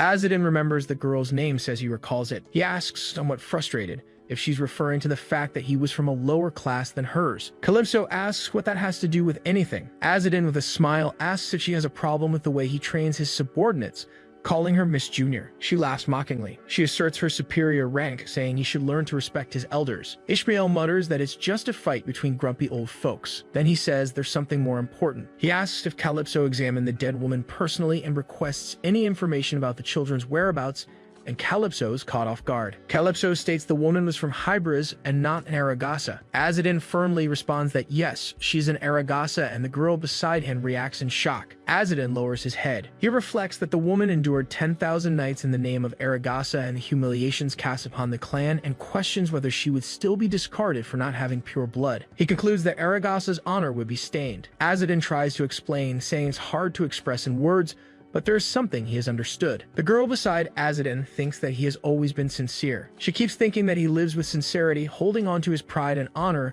until the very end, regardless of who stands before him. She also thinks that even in hard times, he maintains his will as a sublime form of aesthetics. One of Calypso's companions tries to hold in laughter. He and his group burst into loud laughter, mocking Azadin. Calypso calls him the biggest idiot in the clan for daring to speak about Aragasa's honor. She challenges him to a duel. Calypso proposes a wager, the copy of the Book of the Divine King he received, and his subordinate, the daughter of Aether. With a surprised expression, she hears him wager his position and promise to reveal the children's location. Calypso smiles and asks if, should she win, he will become the 106th. Azadin questions why the daughter of Aether would be included in the bet. Calypso explains that she wants to make her subordinate. She wants to teach her to respect her superiors and to value the clan's affairs, while the girl reacts with anger. Azadin looks at the girl, showing concern. He touches her head, asking her to forget about it. He tells Calypso that the Book of the Divine King has already chosen him and he has no reason to wager it. He adds that if they find the diary the woman mentioned, they won't need the information. Azadin tells her to back off because he's busy. She and her group are left speechless. Calypso, annoyed, curses his stubbornness, and her companions ask what they will do. She shows an angry expression, then explodes, offering a new bet. If she loses, she will find the children, free them, and take them to the clan's sanctuary. Azadin smiles faintly. He adds a condition. She must become the children's guardian and raise them as true Aragasas. Though angry, she agrees. Calypso asks how the duel will proceed, proposing a standard 100-step distance. Azadin refuses, saying that's too much work, and suggests getting straight to the point. Calypso then accepts the proposal. Azadin strikes quickly. Within seconds, he hits her face. She is thrown back by the impact, fallen and wounded by the blow. Her companions react in shock. Azadin remains standing, declaring it's over. He looks at them and demands that she keep her promise. Calypso is lying in the rain, and the men around her watch with concern. The protagonist orders them to check on the wounded, and one responds affirmatively, while another wonders if the woman was outside the range. One of them questions if a hidden weapon was used, and another adds, questioning the speed of the movement. The injured woman lies on the ground as Azadin asks if she will keep her promise. One of the men exclaims that a surprise attack shouldn't be accepted. The young man with the blindfold questions that statement. He explains that he attacked by surprise to bring down the opponent. The men present observe everything in shock. The wounded woman's face shows signs of pain. Sunlight appears over a scene of a destroyed camp, with carts and some people lying on the ground. The young man examines an injured man on the ground.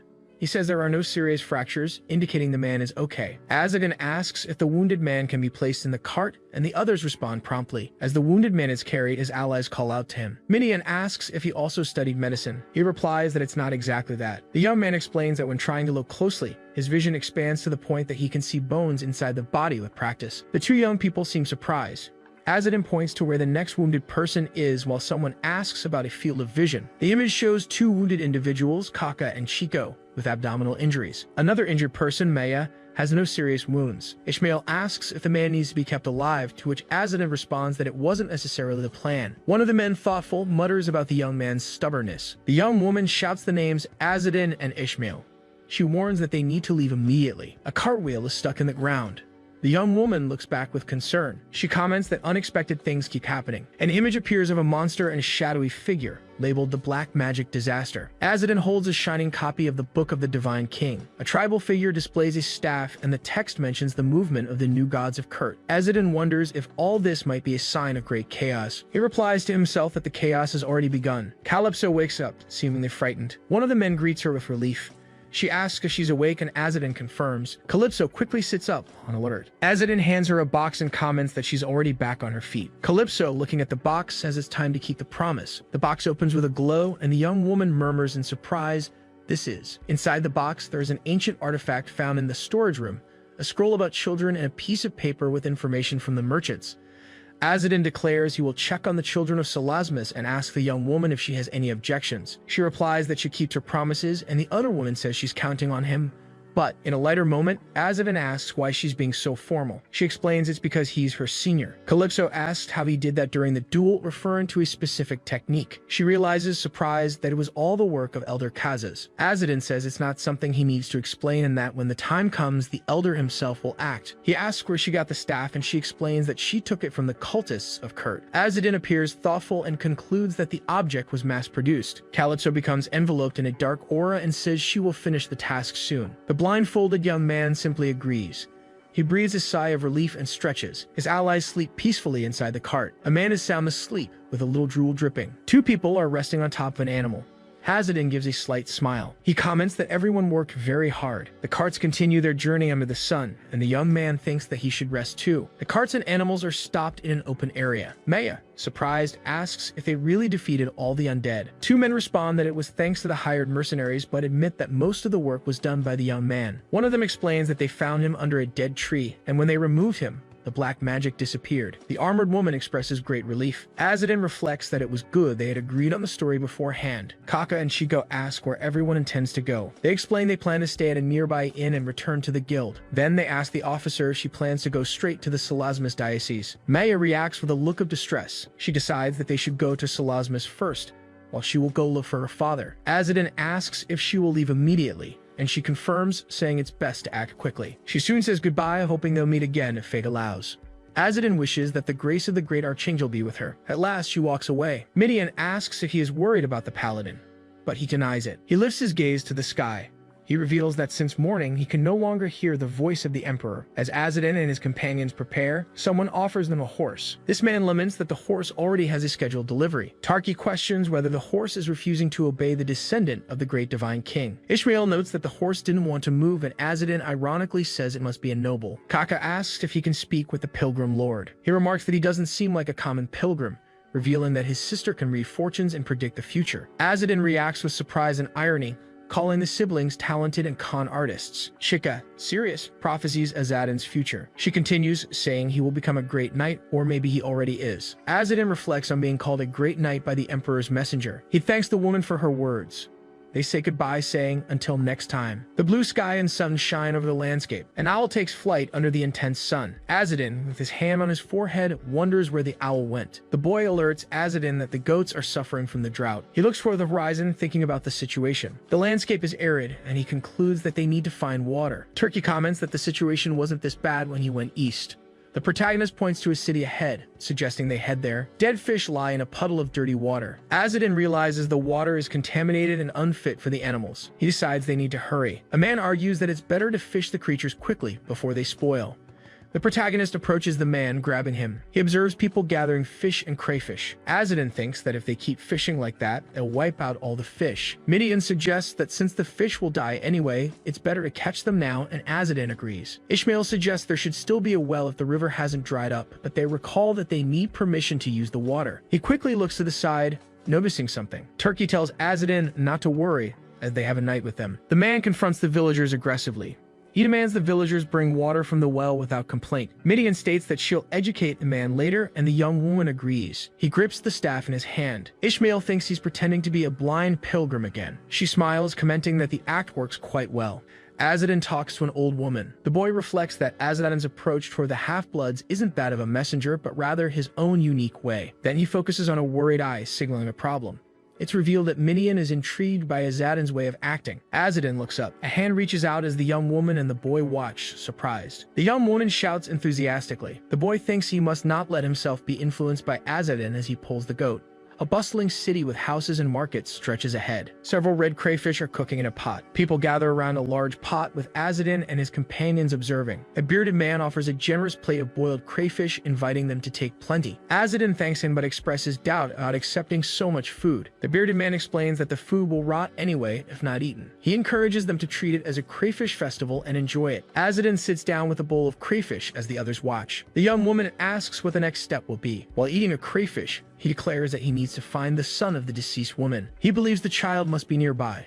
The two young people ask what they'll do once they find the child. Azadin explains that they can't take the child themselves, but the Corsair Merchant Guild will take him to Calypso. The young mercenary remarks, surprised that Azadin really does seek out trouble. Azadin and the young woman show slight irritation. Azadin states that even if it's difficult, it's something a messenger must do. He reflects that if he keeps fulfilling his duty, the voice of the Emperor will return one day. The path stretches through a forest.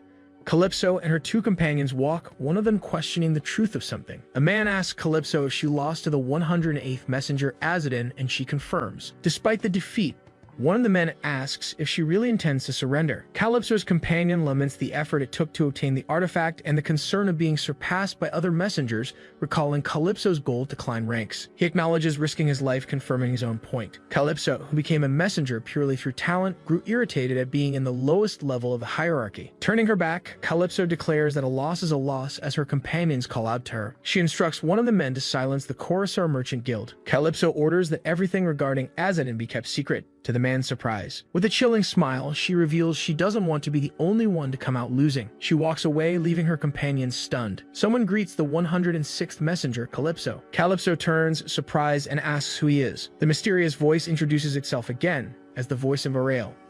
Calypso asks in surprise if that is Ariel's voice.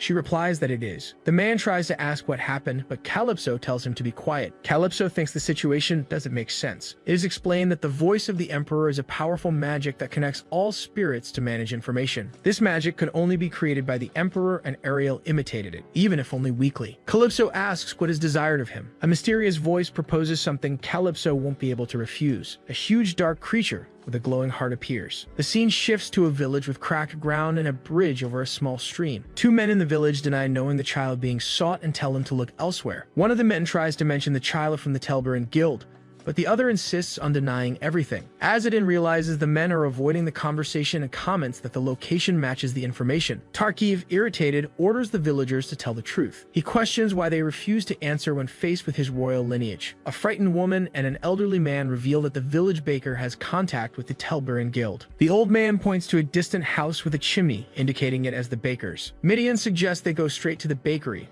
and he agrees. Azadin reflects on the bakery. He thinks the child, being 8 years old, shouldn't have suffered. The baker, holding something in one hand, thinks about unexpected customers. The man then asks what they want. Frightened children are seen in a dark room. The group approaches the bakery door. Turkey tells the baker they are looking for someone, and he responds politely. Azadin hands over a paper with details about the 8-year-old girl they are searching for. The baker asks why they are looking for the child. Tarkiv questions the baker's curiosity, which he quickly denies. Sweating, he begins to confess. He reveals that the child they are looking for was already lifeless when she arrived. Tarkiv then asks about the other children. The baker says the children are orphans he took in, giving them food and work. Turkey comments that that's what the baker claimed. Azadin asks how the funeral was. The baker gets startled and questions the inquiry about a funeral. Azadin calls Tarkiv, who responds promptly. Without waiting for an order, he already attacks the baker. Soon, there's a scream of pain. Tarkiv demands to know where the funeral took place, explaining that there was an important promise. The baker, terrified, stammers that he will confess the truth. He threw her in the river, and Azadin reacts in shock. Furious, he asks if the man had lost his mind throwing her in the river.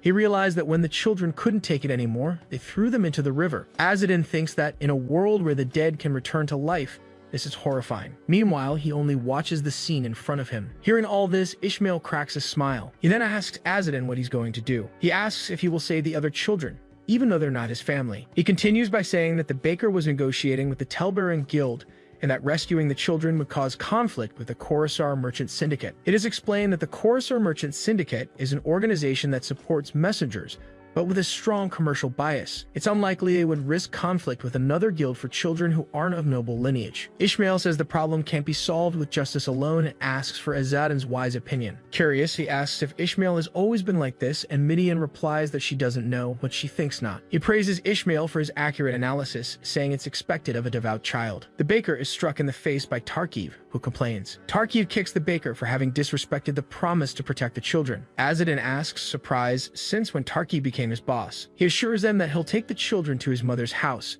who needs servants and can provide a better environment. Midian finds it unbelievable and makes a peculiar comment, while the protagonist says everything ended well. The situation was resolved with cries of pain coming from the man's bakery. Thanks to Tarkiv's persuasion, the baker signed a confession document. Now it only remains to inform the Coruscant Guild to take the children to Tarkiv's mother's estate. The village is seen at night with wagon movement. Two men work repairing a wagon. They look toward a group of people approaching. One of the men expresses surprise at seeing Azadin. Hearing his name, Azadin quickly turns around. One of the men asks if he doesn't recognize them, saying they always treated him kindly. Midian questions whether they are veterans, stating they are neither messengers nor devotees. The man with the sword mocks them, asking if they still haven't figured it out. He reveals that Azadin was expelled from the messenger's troop and tells him to come with them without resistance. Azadin remains silent, seemingly surprised. The man with the sword threatens Azadin, saying he has been expelled from the messenger troop. Azadin asks, shocked, if he's drunk. The men insist it's no joke and that his expulsion was a higher order command. One of them reveals that if they take him in,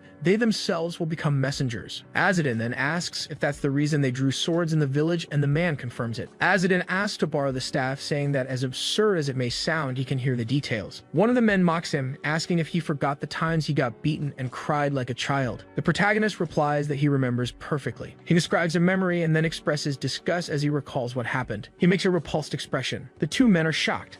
Azadin prepares his staff. The two men charge forward. The man with the sword appears furious. His companion also has a determined look. Even without weapons in hand, Azadin defends himself with ease. The other man is confused. He then tries to use his ability. Even with bare hands, the protagonist grabs the sword. He quickly realizes the opponent is about to use his skill. Azadin then uses his ability, invoking Kaza-style poetry of flowers and winds. One of the men screams in disbelief at what he is seeing. The two men fall to the ground from the impact, screaming. They fall onto the cracked earth, and one of them complains that it can't possibly be a cutting lightning spell. The man who was beaten thinks he had been told Azadin couldn't use magic. How then was he doing this? Azadin warns them not to die, at least one of them smiling with a dark aura surrounding him. The fallen man screams the name Twilight, looking shocked. The other man tries to advance, determined to stop Azadin. He tries to strike Azadin, but is repelled by an invisible force. The two men look at each other, shocked and terrified. Their eyes widen with fear.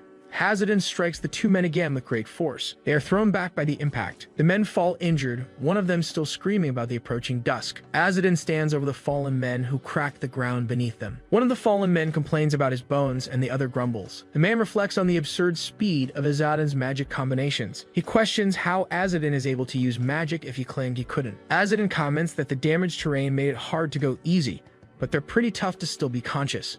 Smiling, he asks if they'll tell the story properly now, introducing himself as the 108th messenger, Azadin. A crow appears and hovers in the air. The crow lands on a branch, stating that something serious has happened. Azadin recognizes the voice of the emperor, which he thought had disappeared, and asks why it's speaking through an intermediary. The crow reveals that the patriarch expelled him. And that's not all. The crow announces that the curse of service has been activated, leaving Azadin in shock. Azadin's friends react in astonishment at the news. The curse is explained as a service contract between the messenger's clan and the emperor to enforce extreme loyalty. Then even shows the curse being activated by the patriarch and elders with a chained figure. It's explained that the cursed person must produce a successor before dying. The scene then shows everyone listening as the crow explains the method for filling that position. Azadin asks, shocked, if he has been cursed. The crow explains that the curse will activate in a year, forcing him to have a child and then die, just like his father. Tarkiv and his companions react with astonishment at the mention of giving birth. Upon hearing this, one of them asks in disbelief if Azadin is going to have a child. He questions how a man could give birth. He tries to ask who the father is, but corrects himself to ask who the mother of the child is. Azadin is desperate, exclaiming over the situation, while Midian covers Tarkiv's mouth, trying to stifle her laughter. Azadin, annoyed, asks why the Emperor created such an absurd contract. The crow explains that the penalty was set by the first patriarch and that he shouldn't be revealing this information. The crow hesitates to say more. With tears in his eyes, Azadin demands the crow tell him everything. The crow explains that the magic voice of the Emperor has a condition of not directly transmitting certain information in order to preserve the eternal artificial spirit. The crow reveals that speaking to Azadin now that he's been deposed is corrupting his own existence, shocking Azadin's friends. One of the men realizes that the voice of the Emperor is breaking its own rules to communicate with Azadin. He asks what makes Azadin so special. Frustrated, Azadin complains that the curse will make him pregnant and kill him, asking if they're joking. The imprisoned men accuse him of insolence for disrespecting the Emperor's will. Furious, he replies that with all the problems he's facing, he won't talk about reverence and nobility. Tarkiv and the others wonder if it's really possible for a man to give birth, and the boy answers yes, because the protagonist was born that way due to the curse. Azadin, angry, demands to know why he was expelled and cursed when he was working hard in another country. The two imprisoned men are surprised. The crow reveals that Azadin's twin sister, Arael, defeated Elder Kenahan. It also says that Arael stole all recovered copies of the Divine King's book and fled. The crow concludes that Arael committed treason. Hey everyone, did you enjoy the story? I really liked it. If you want to follow the next part, make sure to subscribe to the channel and leave a like. See you in the next story, guys.